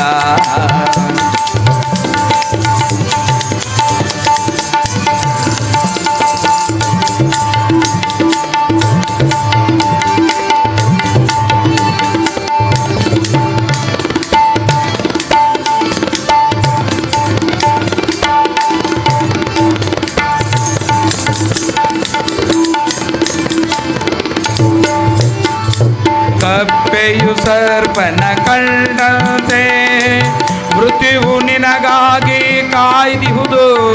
ಕಪ್ಪೆಯು ಸರ್ಪನ ಕಂಡಂತೆ ಮೃತ್ಯುವು ನಿನಗಾಗಿ ಕಾಯ್ದಿಹುದು. ಆಹಾ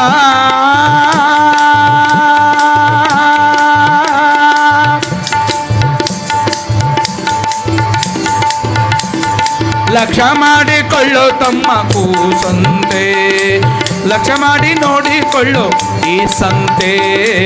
ಗುರು ಮಹಾಂತೇಶನ ಧ್ಯಾನ ಮಾಡೋ ಮನಸ್ಸಂತೆ, ಗುರು ಮಹಾಂತೇಶನ ಧ್ಯಾನ ಮಾಡೋ ಮನಸ್ಸಂತೆ. ಏಶನ ಜಗದೇಶನ ಜಗದೇಶನ ನೆನೆಸನಿ ಹಗಲೆರಡು, ದೇಶನ ನೆನೆಸುನಿ ಹಗಲೆಲ್ಲ, ಈಶನ ನೆನೆಸುನಿ ಹಗಲೆಲ್ಲ.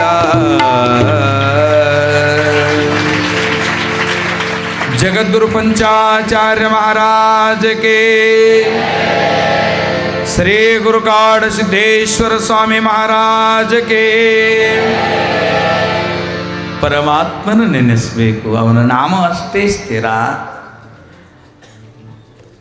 ಒಂದು ಊರಾಗ ಒಂದು ಮುದುಕಿಗೆ ಯಾರೂ ಇದ್ದಿದ್ದಿಲ್ಲ ಪಾಪ. ಆ ಮುದುಕಿ ಒಂದ ಇತ್ತು. ನೀವೆಲ್ಲ ನೀರಾವರಿ ಕಬ್ಬು ಬೆಳಿತೀರಿ, ಅದು ಬಯಲು ನೀರಿಲ್ಲದ ಮಳೆ ಬಂದಾಗ ಬೆಳೆಯುವಂತಹ ಬಯಲು ಪ್ರದೇಶ. ಹತ್ತಿ ಸುಗ್ಗಿ ಜೋರಿತ್ತು. ಯಾವ ಸುಗ್ಗಿ? ಹತ್ತಿ ಸುಗ್ಗಿ. ಮುದುಕಿ ದಿನ ಹೋಗೋದು, ಹತ್ತಿ ಬಿಡಿಸ್ಕೊಂಬರೋದು, ಹೊಟ್ಟೆ ಪಾಡು ತೀರ್ಸ್ಕೊಂತಿರ್ತಿತ್ತು. ಆ ಮುದುಕಿಗೆ ಒಮ್ಮೆ ಲಗ್ನ ಒಂದು ಆಮಂತ್ರಣ ಬಂತು, ಲಗ್ನಕ್ಕೆ ಹೋಗೋದು ಬಂತು. ಮುದುಕಿ ಎಲ್ಲಿಗೆ? ಲಗ್ನಕ್ಕೆ ಹೋಗೋದು ಬಂತಲ್ಲ. ಮನೆ ಎದುರಿಗೆ ಸಾಹುಕಾರ ಇದ್ರು. ಅವ್ರ ಮನೆಗೆ ಹೋಗಿ ಮಾಲಕರ ಗೌಡ್ಸ್ಯಾನಿ ಅದಾಳ, ಏನು ಅದಾಳ, ಒಳಗೋಗು.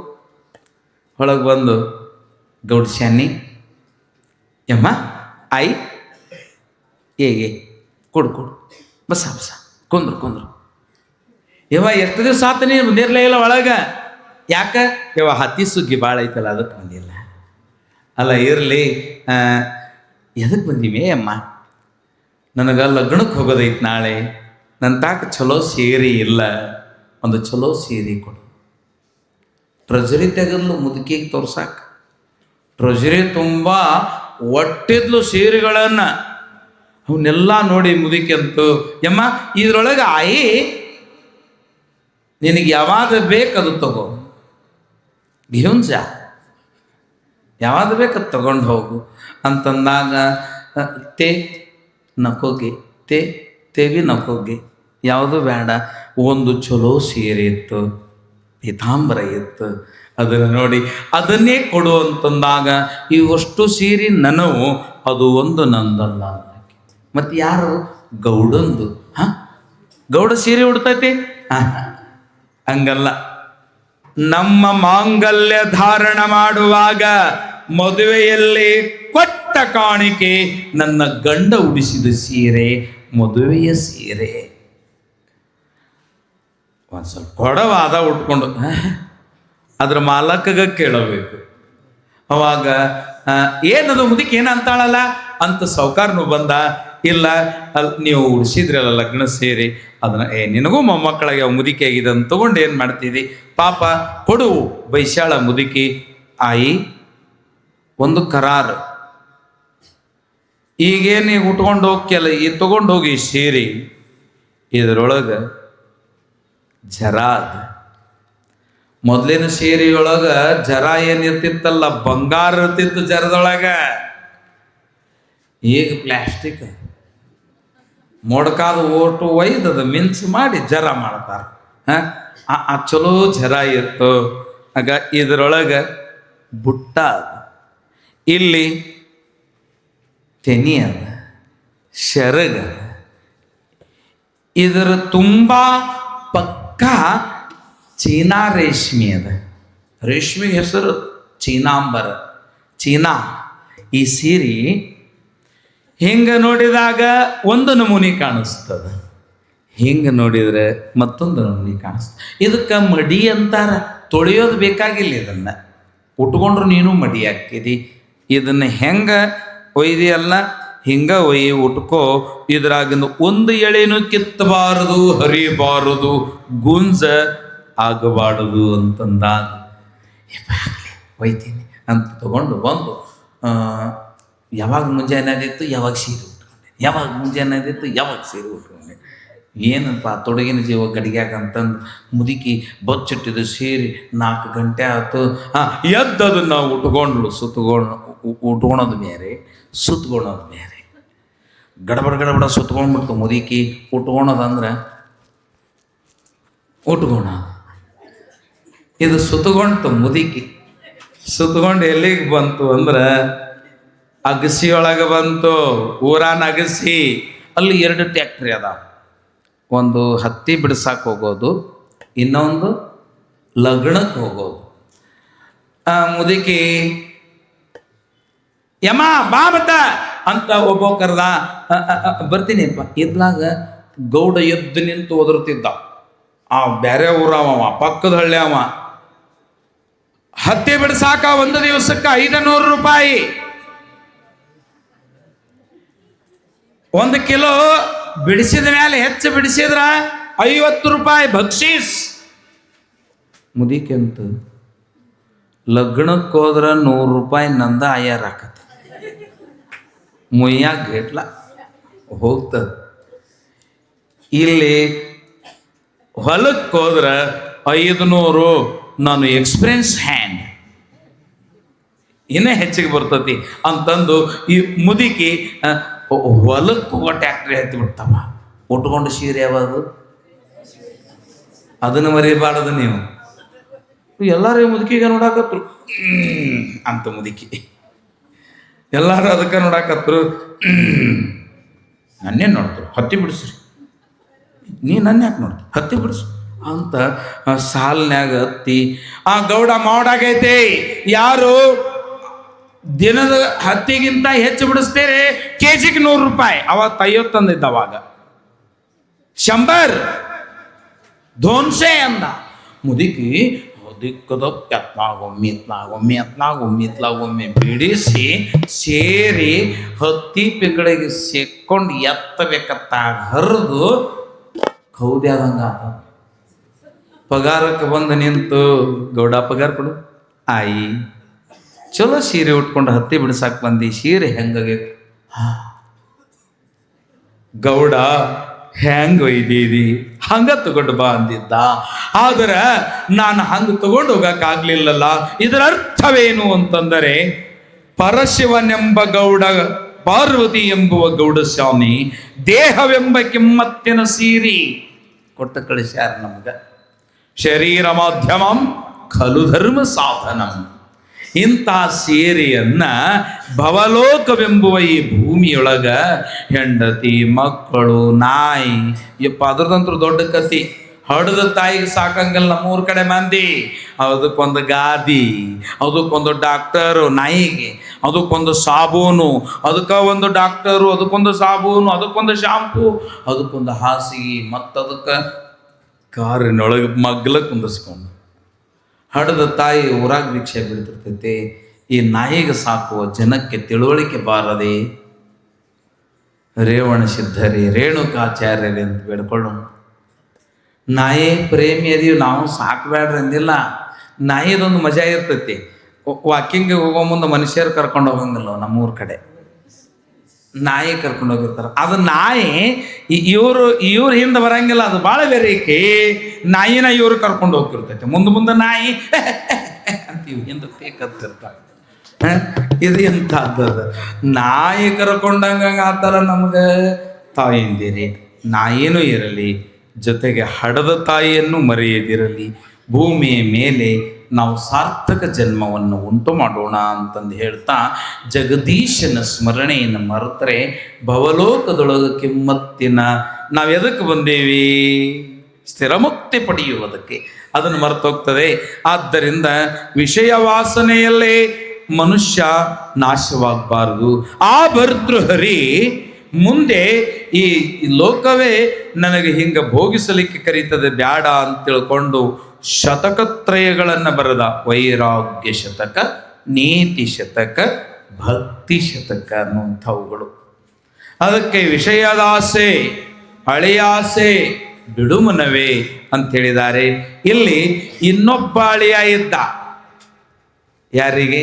ದಕ್ಷನಿಗೆ. ಭಾಳ ಮಂದಿ ಇದ್ರು, ಇವ ವಿಶೇಷದ ಸ್ವಲ್ಪ.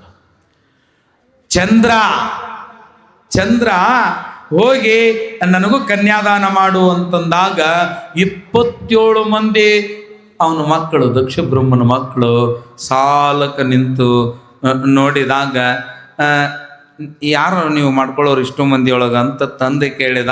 ನಾನು ನಾನು ನಾನು ನಾನು ನಾನಂತೂ 27 ಮಂದಿನೂ ಮಾಡ್ಕೊತೀನಿ ಅಂದರು. ಚಂದ್ರ ಹೆಂಗೆ ಮಾಡ್ತಿ ಅಂದಾಗ, ನನಗೇನು ಅನ್ನಕ್ಕೆ ಬರೋಲ್ದಾಗೈತಿ ಅಂದ. ಆಯ್ತು ಹಂಗಾರೆ 27 ಜನರಿಗೂ ಮಾಡ್ಕೋ ಆಗಲಿ ಅಂತ ಲಗ್ನ ಮಾಡಿಕೊಟ್ಟಿದ್ನಲ್ಲ. ಆದರೆ ಮುಂದೆ ಇವನು ರೂಪಕ್ಕೆ ಮರುಳಾಗಿ, ಯಾವುದಕ್ಕೆ? ನಿಜಗುಣ ಶಿವಗಳೇನು ಹೇಳ್ಯಾರ? ಅಳಿ, ಮೀನ, ಪತಂಗ, ಮೃಗ ಅಂತ 5 ಹೇಳ್ಯಾರ. 5 ಇಂದ್ರಿಯಗಳು ಒಂದೊಂದಕ್ಕೆ ಮಳ್ಳಾಕಾವ. ನಾಲಿಗೆಯ ರುಚಿಗೆ ಗಾಳವ ಹಾಕಿದ ಜಾಲಗಾರ ಮೀನ ಹಿಡಿಯುವಾಗ ಮಳಿ ಹುಳ ಸಿಗಿಸಿರ್ತಾನ ಅದಕ್ಕೆ, ಗಾಳಕ್ಕೆ. ಅದನ್ನ ಹಿಂಗೆ ಹಾಕಿದ ಅಂತಂದ್ರ ಮಳಿ ಹುಳ ಅಷ್ಟ ಕಣ್ಣಿಗೆ ಕಾಣಿಸ್ತದ. ಯಾವುದು ನೆನೆಸ್ತೀವ ಅದಟ್ಟ ಕಣ್ಣಿಗೆ ಕಾಣಿಸ್ತದ. ಅರ್ಜುನ ಬಾಣ ಬಿಲ್ವಿದ್ಯೆಯನ್ನು ಕಲಿಯುವಾಗ ದ್ರೋಣಾಚಾರ್ಯರು ಎಲ್ಲ ಹುಡುಗರನ್ನು ಪರೀಕ್ಷೆ ಮಾಡಿದರು. ಗಿಡದ ಮೇಲೆ ಕುಳಿತ ಪಕ್ಷಿಯ ಕಣ್ಣಿಗೆನೆ ಹೊಡೆಯಬೇಕು. ಎಲ್ಲರೂ ನೀವು ಪಕ್ಷಿ ಕಾಣುತ್ತಿಲ್ಲ, ಪಕ್ಷಿ ಐತ್ರಿ, ಅದ್ರ ಮಗ್ಳು ಉಂಟೊಂಗಿ ಐತ್ರಿ, ಸರಿ. ಇನ್ನೊಬ್ಬ ಬಂದ, ಪುಚ್ಚ ಕಾಣಿಸ್ತತ್ರಿ, ಸರಿ. ಏನು ಕಾಣಿಸ್ಬೇಕಾಗಿತ್ತು? ಅವ ಹೇಳಿದ್ದೇನು? ಕಣ್ಣೇ ಕಾಣಿಸ್ಬೇಕು. ಆಗ ಅವ ಗುರಿ ಇಟ್ಟು ನೋಡಿದ್ರೆ, ಪಾರ್ಥ, ಗುರುದೇವ, ಏನು ಕಾಣಿಸುವುದು? ಪಕ್ಷಿಯ ಕಣ್ಣೊಂದು ಬಿಟ್ಟರೆ ಮತ್ತೇನು ಕಾಣಿಸದು. ಹಂಗ ಅವನಿಗೆ ಹಂಗ ಅದು ಗುರಿ ಐತೆ. ಅಳಿಯಾಸೆಯ ಮಾನವರಿಗೆ ರೂಪದ ಮೇಲೆ ಗುರಿಯದ. ನಾಲಿಗೆಯ ವಿಷಯದ ಆಸೆಗೆ ಸಿಕ್ಕ, ಗಾಳಕ್ಕೆ ಸಿಕ್ಕ ಮೀನು ಹಿಂಗ ಹಾಕಿದಾಗ ಅದು ನೋಡಿದ್ದು ಮಳೆ ಹುಳ ಅಷ್ಟ, ಗಾಳ ಅಲ್ಲ. ಅದ್ರ ಗುರಿ ಮಳೆ ಹುಳದ ಮೇಲೆ ಐತೆ.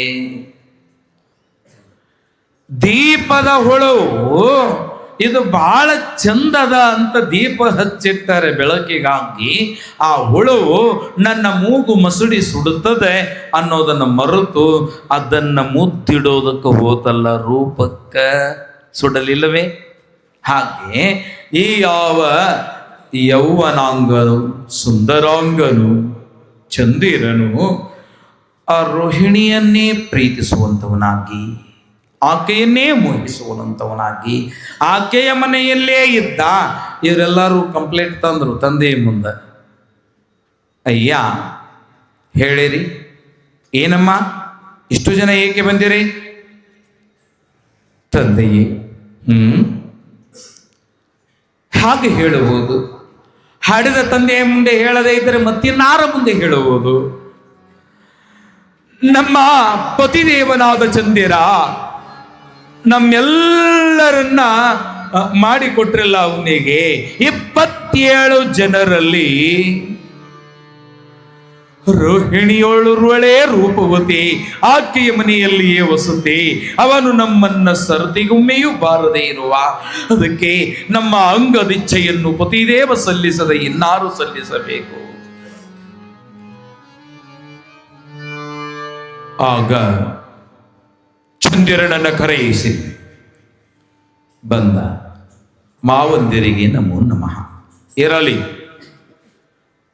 ಒಂದು ಕಣ್ಣಿಗೆ ಸುಣ್ಣವನು, ಒಂದು ಕಣ್ಣಿಗೆ ಬೆಣ್ಣೆಯನ್ನು ಹಚ್ಚಲಿಕ್ಕೆ ನಿನಗಾರು ಹೇಳಿಯರು. 27 ಜನರು ನಿನ್ನ ಹೆಂಡರೇ. ಅವಳೊಬ್ಬಳೇ ಅಲ್ಲ, ಎಲ್ಲರನ್ನೂ ಸಮವಾಗಿ ಕಂಡು ಎಲ್ಲರನ್ನೂ ಪ್ರೀತಿಸುವುದು ನಿನ್ನ ಧರ್ಮ. ಹಾಗೆಯೇ ನೀ ಮಾಡು ಅಂತ ಹೇಳಿದಾಗ, ಆಗಲಿ, ಕ್ಷಮಿಸಬೇಕು ಅಂತ ಹೇಳಿದ ಚಂದಿರ ಮತ್ತೂ ಅದನ್ನೇ ಮಾಡ್ತಾ ಇದ್ದಾನೆ. ರೂಪ ಮನುಷ್ಯನನ್ನಲ್ಲ, ದೇವಾದಿ ದೇವತೆಗಳನ್ನು ಕೆಡಿಸ್ತಿದೆ. ಸೂರದಾಸ್ ಕೇಳಿರಲ್ಲ ಹೆಸರು? ಸೂರದಾಸ್ ಭಾರತ ದೇಶದ ಮಹಾನ್ ಸಂತ ಸೂರ್ಮಲಾರ್ ಎಂಬ ಸಂಗೀತ ಗ್ರಂಥವನ್ನು ಬರೆದಂತವ. ಸೂರ್ಸಾಗರ್, ಸೂರ್ ಸಾರಾವಳಿ, ಸಾಹಿತ್ಯ ಲಹರಿ, ಸೂರ್ಮಲಾರ್ 4 ಗ್ರಂಥಗಳನ್ನು ಬರೆದಂತಹ ಪುಣ್ಯಾತ್ಮ. ಅವನ ತಂದೆ ರಾಮದಾಸ್ ಮಲಾರ್. ಅವನು ಪ್ರಸಿದ್ಧವಾದ ಗಾಯಕನಾಗಿದ್ದ. ದೆಹಲಿಯ ಸಮೀಪದ ಸಿಹಿ ಗ್ರಾಮ, ಅದರ ಹೆಸರು ಸಿಹಿ, ಗ್ರಾಮದ ಹೆಸರು. ಹರಿಯಾಣಕ್ಕೆ ಸೇರಿರದು. ಈಗ ಹರಿಯಾಣದ ರಾಜ್ಯದಲ್ಲಿದೆ. ಫರೀದಾಬಾದ್ ಜಿಲ್ಲೆಯಲ್ಲಿ ಈ ಆ ಗ್ರಾಮದಲ್ಲಿ ಹುಟ್ಟಿದ ಸೂರದಾಸ್ ಬಹಳ ಸ್ವರೂಪ ಚಂದ, ವೀಣೆಯನ್ನು ನುಡಿಸುವ, ಸುಂದರವಾಗಿ ಹಾಡುವ, ಇವನ ಸಂಗೀತಕ್ಕೆ ಮರುಳಾದ ಆ ಊರಿನ ಒಬ್ಬ ಗಣಿಕಾಸ್ತ್ರೀ, ಅಂದರೆ ಒಬ್ಬ ಪಾತ್ರದವಳು, ಒಬ್ಬ ಚಿಮಣಿ, ಒಬ್ಬ ಪಾತ್ರದವಳು ಏನು ಮಾಡಿದಳು ಅಂತಂದರೆ, ಅವನ ರೂಪಕ್ಕೆ ಮರುಳಾಗಿ ಬಂದು ಅವನ ಮನೆಗೆ ಬಂದು, ಸ್ವಾಮಿ ಸೂರದಾಸ್ ಹೇಳ್ರಿ, ಏನು ನೀವು ಹಾಡಬೇಕು, ನಾನು ಕುಣಿಯಬೇಕು ಎಂಬ ಆಸೆ ನನಗೆ ಬಲು ದಿವಸದಿಂದ. ಯಾಕೆ ಮತ್ತೆ ಸಂಗೀತಗಾರರು ನಿನಗೆ ಸಿಗಲೇ ಇಲ್ಲವೇ? ಇದ್ದಾರೆ ಸ್ವಾಮಿ, ಆದರೆ ನಿಮ್ಮ ಕಂಠದಿಂದ ಹೊರಹೊಳಗೆ ಒಂದಾದ ರಾಗ ಬಂದಿದೆ, ಬಹಾರ್.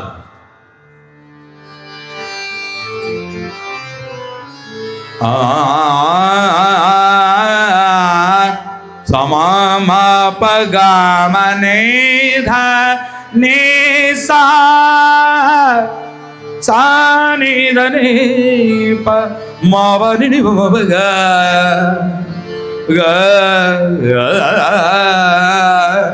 ಮಾರೇ ನೇಧ ನೇ ಸಾ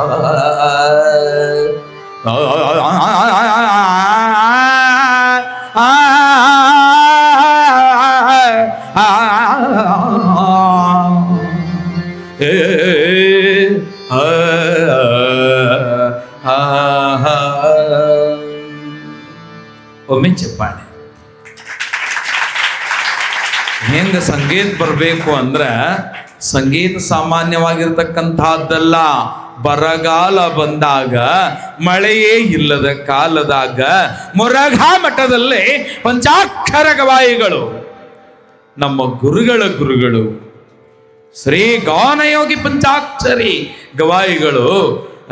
ಗವಾಯಿಗಳ ಬುದ್ಧಿ, ಹಾಡ್ರಿ, ನೀವು ಹಾಡಿದ್ರ ಜ್ಞಾನದ ಮಳೆ ಸುರಿಯುತ್ತೆ. ಏನ್ ಬಿಡ್ರಿ ಬುದ್ಧಿ, ಮಳೆನ ಇಲ್ಲ, ಬರಗಾಲದೊಳಗ ಜ್ಞಾನದ ಮಳೆ ತಗೊಂಡು ಏನ್ ಮಾಡೋದೈತಿ ಅಂತ ಒಬ್ಬ ಧಾರವಾಡದ ಭಕ್ತ ಹೇಳಿದಾಗ, ಗವಾಯಿಗಳ ಹಾಡಿದ್ರ ಜ್ಞಾನದ ಮಳೆನೂ ಬರ್ತದ, ಮತ್ತು ಈ ಬರಗಾಲ ತೀರಿಸುವ ಮೇಘರಾಜನ ಮಳೆಯೂ ಬರ್ತದೆ. ಗವಾಯಿಗಳ ಬುದ್ಧಿ.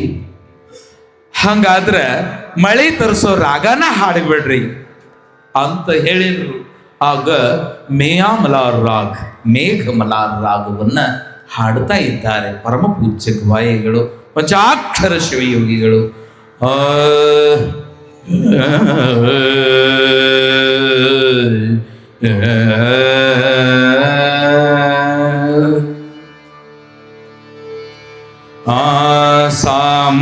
ಸಾಮಾರೆ ಪ ಸಾಮರೆ ಪ ಮಾವನೆ ಧನಿ ಸಾ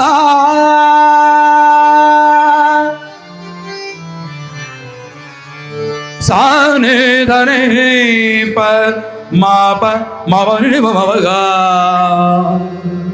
ಮಾರೆ ನೇ ಸಾ घुमंड घुमंड घर घर से बदराम घुमंड घुमंड घन घर से बदरा घुमंड घुमंड घर घर से बदरा घुमंड घुमंड घर घर से बदरा घुमंड घुमंड घन घर से बदरा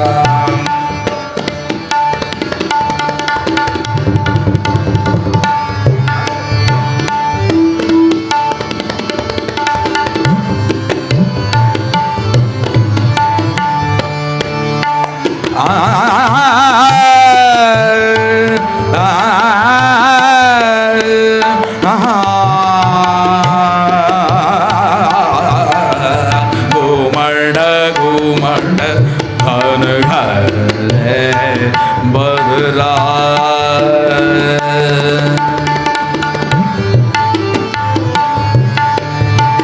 काहे काहत रखवे में तक अद महा रोम झूम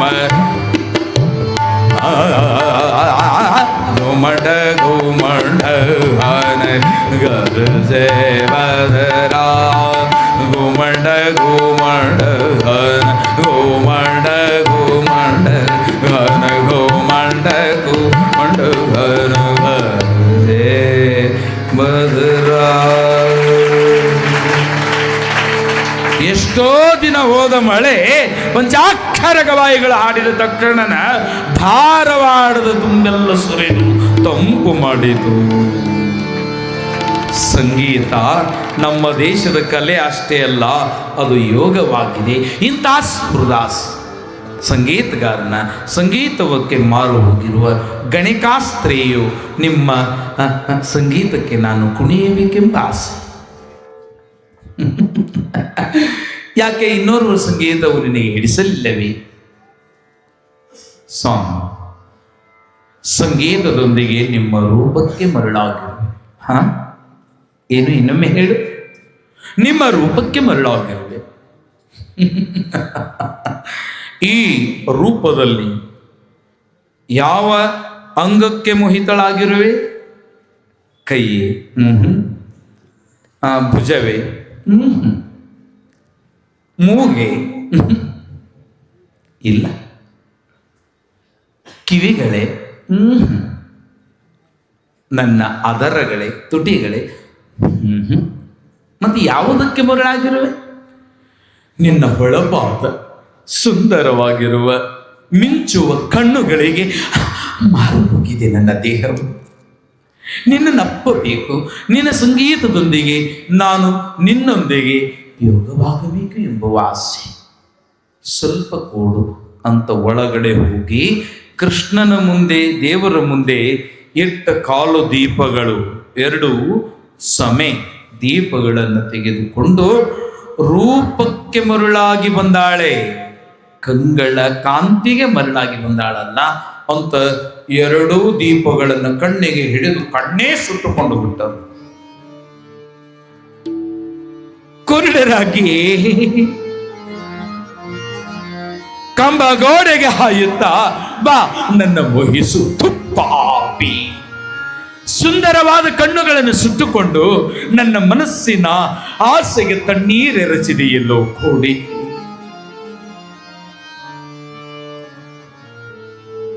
ಪ್ರೀತಿಸು. ನಡುವೆ ಬಂದ ಯೌವನ ನಡುವೆ ಹೋಗುವುದು. ಮಾತಾಡಕ್ಕೆ ಹುಟ್ಟ ಕಲ್ತೇವೆ ನಾವು? ಹುಟ್ಟ ಕಲ್ತಿಲ್ಲ. ಮಾತಾಡಕ್ಕೆ ಹುಟ್ಟ ಕಲ್ತೇವಿ ಇಲ್ಲ. ಎಷ್ಟೋ ದಿವಸ ಮೇಲೆ ಅಮ್ಮ ಅನ್ನು, ಇದು ಇಲಿ ಅನ್ನು, ಇದು ಬೆಕ್ಕು ಅನ್ನಂತ ತಾಯಿ ಎಷ್ಟೋ ದಿವ್ಸಕ್ಕೆ ಕಲಿಸ್ಯಾಳ. ಅಷ್ಟು ದಿವ್ಸಕ್ಕೆ ಕಲಿತ ಮಾತು ಆಮೇಲೆ ಬಂದೈತಲ್ಲ, ಮತ್ತೇನಾಗ್ತದಂದ್ರೆ ಆ ಸಾಯೋಕ್ಕಿಂತ ಮೊದಲು ಹೋಗ್ಬಿಡ್ತೈತಿ. ಎಷ್ಟೋ ದಿವಸ ನಾವು ಕೂಸಿಗೆ ಇಲ್ಲ ಈ ಕಡೆ ನೋಡು, ನನ್ನನ್ನು ನೋಡು ಅಂತ ದೃಷ್ಟಿ ಕೊಡ್ತೀರ ನೀವು. ನಡುವೆ ಬಂದ ದೃಷ್ಟಿ ನಡುವರ್ಕ ಹೋಗ್ಬಿಡ್ತದ. ಹಲ್ಲು ಹುಟ್ಟ ಬಂದ್ರ ರಾಕ್ಷಸ ಹುಟ್ಟೈತಂತಾರ. ಪಂಚಾಂಗ ಹೇಳೋರು ಯಪ್ಪ ಅದಕ್ಕೆ ಹಿಂಗ್ ಮಾಡ್ರಿ ಹಂಗ್ ಮಾಡ್ರಿ ಅಂತ ಕಂಡಪಟ್ಟಿ ಹೇಳ್ತಾರ. ನಡುವೆ ಬಂದ ಹಲ್ಲು ನಡುವೆ ಕೈ ಕೊಡ್ತಾವ, ಅವು ಕೂಡ ನಮ್ಮವಲ್ಲ. ಹಾಗಾದ್ರೆ ನಡುವೆ ಬಂದ ರೂಪ, ಯೌವನ, ರೊಕ್ಕ, ರೂಪಾಯಿ ಇವು ನಮ್ಮ ಅದಾವೇನು? ಅಲ್ಲವೇ ಅಲ್ಲ. ಈ ರೂಪಕ್ಕೆ ಮರಳಾಗಿರುವ ಈ ಸೂರದಾಸನ ಮುಂದೆ ಇರುವ ಗಣಿಕಾಸ್ತ್ರೀಗೆ ಕುರುಡನಾಗಿ ಬಂದು ನಿಂತಾಗ ಆಕೆಗೆ ಎಷ್ಟು ಭಾಗ್ಯಶಾಲಿಯಾದ. ಮುಂದೆ ದಿನನಿತ್ಯ ಗುಡಿ ಹಿಡಿದ, ಭಜನೆ ಮಾಡಿದ. ಆಗ ವೈಕುಂಠಕ್ಕೆ ತಾಳ ಬಂದು ಮುಟ್ಟಿತು. ಲಕ್ಷ್ಮಿ ಅಂದ್ಲು, ಮಾರಾಯ ನಿನ್ನ ಭಕ್ತಿ ಯಾವವ, ದಿನ ತಾಳ ಕಟ್ಟುದು ನಮಗೆ ನಿದ್ದೆ ಬರವಲ್ದು, ಆ ತಾಳ ಕಸಗೋವೊಮ್ಮೆ ಅಂತಂದು. ನನಗೆ ಭಕ್ತರ ಕೈಯಲ್ಲಿ ಇರುವ ತಾಳವಾಗಲಿ ಅವರು ನಾಲಿಗೆ ಆಗಲಿ ಕಸ್ಕೊಳಕ್ಕೆ ಸಾಧ್ಯ ಇಲ್ಲ. ಬೇಕಾದ್ರೆ ನೀನ ಕಸ್ಕೊ, ನಾನ ಕಸ್ಕೊಂಡು ತಿಂತಡಿ ಅಂತ ಭೂಲೋಕದ ಹರಿಮಂದಿರದಲ್ಲಿ ಬಂದು ಆ ಯಾವ ಕಟಿಯುವ ತಾಳವನ್ನ ಕಸ್ಗೋಬೇಕು ಅಂತಂದು ಇವ ಮತ್ತು ಹಂಗ ವಿಠಲ ವಿಠಲರು ಅಂತ ಹಿಂಗೆ ಬಾರಿಸ್ಕೊಂತ ಕುಂದ್ರವ ರಾಮ ರಾಮ ಹರೇ ಕೃಷ್ಣ ಅಂತಂದು ಇದನ್ನು ನೋಡಿ ತನ್ನ ಕಾಲ ಪೈಜಣವ ಬಂಗಾರದ ಪೈಜಣ ಲಕ್ಷ್ಮಿ ಒಂದು ಬಿಚ್ಚ ಹೋಗದ್ಲ ಅವ್ನ ಮುಂದೆ. ಬಿಚ್ಚ ಹೋಗದ್ಕೊಳ್ಳನ ಕೈ ಆಡಿಸಿ ಶಬ್ದ ಆತಲ್ಲ ಅಂತ ಹಿಂಗೆ ಅದೊಂದು ಮುಚ್ಚಿಟ್ಕೊಂಡು ಮತ್ತು ರಾಮ ರಾಮ ಕೃಷ್ಣ ಕೃಷ್ಣ ಅಂತ ಎಲ್ಲ ಪಜೀತಿ ಒಂದು ಹೊತ್ತು ಇದು ಒಂದು ಹೋಗೋದು ನೋಡಂತಡಿ ಅಂತ ಈ ಬಲಗಾಲ ಅಂದು ಬಿಚ್ಚಿ ಹೋಗೋದ್ಲು. ಅದನ್ನು ತಗೊಂಡು ಅದನ್ನು ಮುಚ್ಚಿಟ್ಕೊಂಡು ಮತ್ತು ಕೃಷ್ಣ ಕೃಷ್ಣ ಅನ್ನಕತ್ತ. ಏನು ಕುರುಡ, ಇವು ನನ್ನ ಅದಾವ, ಅವು ತೆಗೆದಿಟ್ಕೊಂಡೆಲ್ಲ. ಗುಡಿಗೆ ಭಾಳ ಮಂದಿ ಬರ್ತಾರವ, ನೀನು ಅದಾವು ಮಂದಿ ಅದಾವು, ನನಗೆ ಹೆಂಗೆ ಗೊತ್ತು, ನಿನ್ನ ಗಂಡ ಬಂದು ನೀನು ಅಂತ ಹೇಳಿದ್ರು ಕೊಡ್ತೀನಿ ಅಂದ. ಲಕ್ಷ್ಮೀ ಗಂಡ ಯಾರು? ನಾರಾಯಣನೇ ಬರಬೇಕಾತು. ಏನ್ರಿ ಬರ್ರಿ ಅವ ಕೊಡವಲ್ಲ ಅಂತಂದಾಗ ಲಕ್ಷ್ಮಿಯ ಗಂಡನಾದ ಶ್ರೀನಿವಾಸ ಬಂದು ತನ್ನ ಅಮೃತ ಹಸ್ತದಿಂದ ಕಣ್ಣ ದೃಷ್ಟಿಯ ಕೊಟ್ಟಾಗ ಈಕೆ ಲಕ್ಷ್ಮಿ, ಈಕೆಯ ಕಾಲನ್ನುವ ಪೈಜಣ ದಯವಿಟ್ಟು ಕೊಡು ಸೂರದಾಸ್ ಅಂತಂದಾಗ ಆಹಾ ಶ್ರೀಮನ್ನಾರಾಯಣ ದೇವದೇವೋತ್ತಮ ನಿನ್ನ ನೋಡಿ ನನಗೆ ಆನಂದವಾಗಿದೆ. ಆಯಿತು ತಗೋ ಅಂತ ಕೊಟ್ಟಾಗ ಹಂಗ ಹೊಂಟಿದ್ರು ಅವರಿಬ್ರು. ತಡಿ ಅಂತಂದ. ಯಾಕೆ? ಜಗತ್ತಿನಲ್ಲಿ ನನ್ನನ್ನ ಮಾಯೆಯ ಬಂಧನದಲ್ಲಿ ಸಿಕ್ಕಿಸುವ ಈ ದೃಷ್ಟಿ. ಮೊದಲು ನಾ ಕುಟ್ಟಿದ್ನೆಲ್ಲೋ ಕುರುಡನಿದ್ನೆಲ್ಲೋ ಹಂಗ ಕುರುಡನ್ ಮಾಡಲಾರ. ಪಾಪದ ಪ್ರಪಂಚವನ್ನು ನಾನು ನೋಡಲಾರೆ. ಆದ್ದರಿಂದ ಮೊದಲು ನಾ ಹೆಂಗ ಕುರುಡಿದ್ನೋ ನಿನ್ನ ನೋಡಿದ ಕಣ್ಣು ಮತ್ತೊಂದನ್ನ ನೋಡದೇ ಇರಲಿ ಅಂತ ಸೂರದಾಸ ಮತ್ತು ಕುರುಡನಾದ ಜ್ಞಾನದ ಕಣ್ಣನ್ನು ಪಡೆದ. ಇಲ್ಲಿ ರೂಪಕ್ಕೆ ಮರಳಾಗಲಿಲ್ಲ, ಭರ್ತೃಹರಿಯು ಮರಳಾಗಲಿಲ್ಲ, ಸೂರದಾಸನು ಮರಳಾಗಲಿಲ್ಲ. ಮುಂದೆ ಈ ನಮ್ಮ ಚಂದ್ರ ಮತ್ತು ರೋಹಿಣಿ ಮನೆಯಾಗ ಇದ್ದ. ಎಲ್ಲರೂ ಬಂದು ಮತ್ತು ತಂದೆ ದಕ್ಷ ಬ್ರಹ್ಮನಿಗೆ ಹೇಳಿದ್ರು, ಅವನು ನಮ್ಮ ಮಾತಿ ಕೇಳಲಲ್ಲನು, ನಮ್ಮನ್ನ ತಿರಸ್ಕರಿಸುವನು, ನಾವು ಕುರೂಪಿಗಳೇ, ನಮ್ಮನ್ನೇಕೆ ಮೋಹಿಸಲಾರನು. ಎಲ್ಲವೋ ಚಂದಿರನೇ ಬಾ ಎಂದು ಕರೆದು ಆಕೆಯೊಬ್ಬಳೇ ನಿನಗೆ ಹೆಂಡತಿಯೇ, ಕೇಳು ನಿನ್ನ ಈ ಸುಂದರ ರೂಪವು ದಿನದಿನಕ್ಕೂ ನಾಶವಾಗಿ ಕ್ಷಯರೋಗವನ್ನ ಹೊಂದುವಂತ ಶಾಪ ಕೊಟ್ಟಾಗ ಬ್ರಹ್ಮನ ಮಾನಸ ಪುತ್ರನಾಗಿರುವ ದಕ್ಷ ಬ್ರಹ್ಮನ ಶಾಪ ಸುಳ್ಳಾಗುವುದೇ?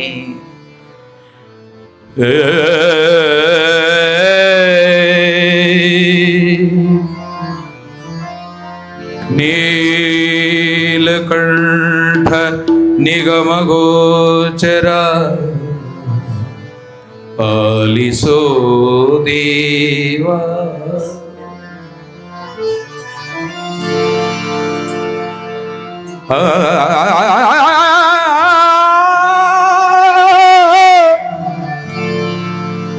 ಎಂದು ಪ್ರಯಾಗ ಕ್ಷೇತ್ರದಿಂದ ನಾರದ ಹೇಳಿದ ಪರಮಾತ್ಮನು ಈಗ ದಕ್ಷಿಣಾಮೂರ್ತಿಯಾಗಿ ಇಲ್ಲಿ ಇಲ್ಲ. ಎಲ್ಲಿ ಇದ್ದಾನೆ ಎಂದರೆ ಕೇಳು, ಹೇಳುವೆ. ನೀನು ಉಡುಪಿಯ ಕ್ಷೇತ್ರಕ್ಕೆ, ಕನ್ಯಾಕುಮಾರಿ ಮೊದಲಾದ ಕ್ಷೇತ್ರಗಳನ್ನು ದಾಟಿ ಅನೇಕ ಕಡೆ ಕುಳಿತಿರುವ ನಮ್ಮ ಮಹಾದೇವನು ದಕ್ಷಿಣಾಮೂರ್ತಿಯಾಗಿ ಉಜ್ಜಯಿನಿಯಲ್ಲಿದ್ದಾಗ ಅಲ್ಲಿಯೂ ಸನಕ, ಸನಂದ, ಸುಜಾತ, ಇವರು ಬ್ರಹ್ಮ ಮಾನಸ ಪುತ್ರರು 4 ಜನ. ಸನಕ, ಸನಂದ, ಸುಜಾತ, ಸನತ್ ಕುಮಾರ. ಇವರು ದೀಕ್ಷೆಯನ್ನು ಕೊಡುವಂತಂದರೆ ಮೌನದಿಂದಲೇ ಓಂಕಾರವನ್ನು ಬೋಧಿಸಿದ ಗುರು, ಲೋಕಗುರುವಾದ ಶಂಕರ ತ್ಯಾಗಿ ಯೋಗಿಯಾಗಿದ್ದಾನೆ. ಅವನಿಲ್ಲಿಲ್ಲ. ಇಲ್ಲಿಂದ ನೀನು ಮುಂದೆ ಹೋಗು ಅಂತಂದಾಗ ಮುಂದೆ ಕುಂಭಕೋಣಂದ ಸಮೀಪದ ತೃಪತ್ ಎಂಬುವ ಕ್ಷೇತ್ರದಲ್ಲಿ ಭೂತನಾಥನು ದಕ್ಷಿಣಮೂರ್ತಿಯಾಗಿ ಕುಳಿತಾಗ, ಎಲ್ಲಿ? ಕುಂಭಕೋಣದ ಸಮೀಪ ತೃಪತ್ ಎಂಬುವ ಕ್ಷೇತ್ರದಲ್ಲಿ ಶಿವನು ಕುಳಿತಾಗ ಅಲ್ಲಿಗೆ ಹೋಗಿ ನೋಡಬೇಕೆನ್ನುವಾಗ ಇಲ್ಲಿಯೂ ಭಕ್ತರ ಕಾಟ ಅಂತ ಪರಮೇಶ್ವರನು ಕನ್ಯಾಕುಮಾರಿಯ ಕಡೆ ಮುಖ ಮಾಡುವಾಗ ಅಲ್ಲಿಗೆ ತಪಸ್ಸಿಗಾಗಿ ಉಡುಪಿಯಲ್ಲಿ ಕುಳಿತುಕೊಂಡು ಓಂ ನಮಃ ಶಿವಾಯ, ಓಂ ನಮಃ ಶಿವಾಯ, ಓಂ ನಮಃ ಶಿವಾಯ, ಓಂ ನಮಃ ಶಿವಾಯ, ಓಂ ನಮಃ ಶಿವಾಯ. ತಪವು ಹಣ್ಣಾಗಿದೆ, ಶಿವನು ಪ್ರತ್ಯಕ್ಷನಾಗಿದ್ದಾನೆ. ಆದ ಶಿವನು ಏನು ಬೇಕು ಕೇಳಿಕೋ ಎಂದಾಗ ದಕ್ಷ ಬ್ರಹ್ಮನು ನಮ್ಮ ಮಾವು ಪಾಪಿಯ ನಾಮವನ್ನು ನೆನೆಯಿರು, ಅವನು ನನಗೆ ದಿನ ದಿನ ಕ್ಷಯವಾಗು ಎಂದು ಶಾಪವನ್ನು ಕೊಟ್ಟಿರನು. ಮೂರ್ಖನು, ಮಧಾಂಧನು, ನನಗೆ ಏನು ಬೇಡ, ಹೆಂಡತಿ ಬೇಡ, ರಾಜ್ಯ ಬೇಡ, ನಿನ್ನ ಪಾದ ಗತಿಯೊಂದೇ ಸಾಕು ನನಗೆ. ಶಿವನೇ, ನೀನು ಕೈ ಬಿಟ್ಟರೆ ನನಗೆ ಯಾರು ಎತ್ತಿಕೊಳ್ಳಲಾರರು ಅಂತ ಹೇಳಿದಾಗ ಬಾಯೊಂದು ಪ್ರೀತಿಯಿಂದ ಕರಾವಳಿಯ ತೀರದ ಸಹ್ಯಾದ್ರಿ ಘಟ್ಟಗಳ ಸಾಲಿನಲ್ಲಿ ಬರುವ ಆ ಪುಣ್ಯಕ್ಷೇತ್ರದಲ್ಲಿ ಶಿವನು ಚಂದ್ರನನ್ನ ಪ್ರೀತಿಯಿಂದ, ಎಳೆಯ ಚಂದ್ರನನ್ನ ಶಿರದಲ್ಲಿ ಧರಿಸಿ ಚಂದ್ರಧರ ಲೀಲೆಯನ್ನು ಮಾಡಿದ. ಚಂದ್ರಧರ ಲೀಲೆಯನ್ನು ಮಾಡಿದ 25 ಲೀಲೆಗಳಲ್ಲಿ ಶಿವನ ಪಂಚವಿಶುಂತಿ ಲೀಲೆಗಳಲ್ಲಿ ಚಂದ್ರಧರ ಲೀಲೆಯೇ ಮೊದಲನೆಯದ್ದು. ಆಗ ರೂಪಕ್ಕೆ ಮರುಳಾಗದೆ ನಿನ್ನ ರೂಪಕ್ಕೆ ಜಗವೇ ಮರಳಾಗಲಿ ಅಂತ ಯಾವ ಶಂಭುವು ಚಂದ್ರನನ್ನ ಧರಿಸಿದ. ನಂಬಿ ಬಂದವರಿಗೆ ಇಂಬು ಕೊಡುವ ಶಿವಮಹಾದೇವನನ್ನ ಭಕ್ತಿಯಿಂದ ಸ್ಮರಿಸುತ್ತ ನಡೆದು ಬಂದ ಈ ಮಹಾಪುರಾಣ ಬಹಳ ಅರ್ಥಗರ್ಭಿತವಾಗಿರ್ತಕ್ಕಂಥದ್ದು, ಸಕಲ ಸಾರ ವಿಷಯಗಳನ್ನು ಹೊಂದಿರತಕ್ಕಂಥದ್ದು.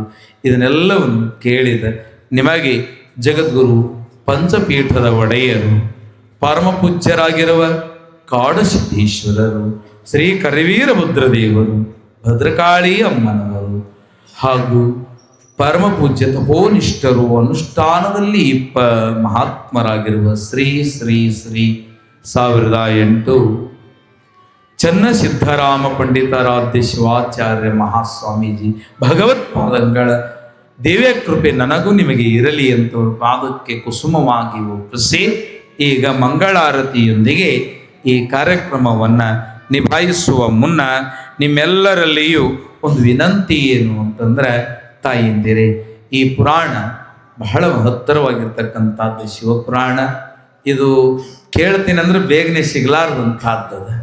ಇದನ್ನೇ ಯಾಕೆ ಹಚ್ಕೊಂಡು ಬಂದಾರೆ ಅಂತಂದ್ರೆ, ಪರಮಪೂಜ್ಯ ಅಪ್ಪಾಜಿಯವರು ಜಗದ್ಗುರುವರ್ಯರು ಕೈಲಾಸ ಪರ್ವತಕ್ಕೆ ಹೋಗಿ ಬಂದಾರೆ. ನೆನಪಿರಲಿ, ಈ ವರ್ಷದಲ್ಲಿ ಕೈಲಾಸ ಪರ್ವತಕ್ಕೆ ಹೋಗಿ ಬಂದ ಕಾರಣ ಶಿವಪುರಾಣವೇ ಇರಲಿ ಎಂದು ಅಪ್ಪಾಜಿಯವರು ಅನುಜ್ಞಿಸಿದಾಗ ಈ ಪುರಾಣವನ್ನು ನಾವು ನೀವು ಕೇಳ್ತಾ ಇದ್ದೇವೆ. ಸಮಸ್ತ ಪಾಪ ಕಳೆಯೋದ ಔಷಧಿ ಯಾವುದಿದ್ರೆ ಅದು ಶಿವಪುರಾಣ. ಈ ಪುರಾಣವನ್ನು ನೀವೆಲ್ಲ ಲಕ್ಷ್ಯ ಕೊಟ್ಟು ಕೇಳಿರಿ ಅಂತ ಹೇಳಿ, ಕೇಳಿದ ನಿಮಗೆ ಸಮಸ್ತ ಸೌಭಾಗ್ಯಗಳು ಪ್ರಾಪ್ತಿಯಾಗಲಿ ಅಂತ ಹಾರೈಸಿ ನಮ್ಮ ಸೇವೆಯನ್ನು ಗುರುಪಾದಕ್ಕೆ ಅರ್ಪಣೆ ಮಾಡ್ತಾ ಇದ್ದೇವೆ. ಓಂ ಶುಭಂ ಭೂಯಾತ್.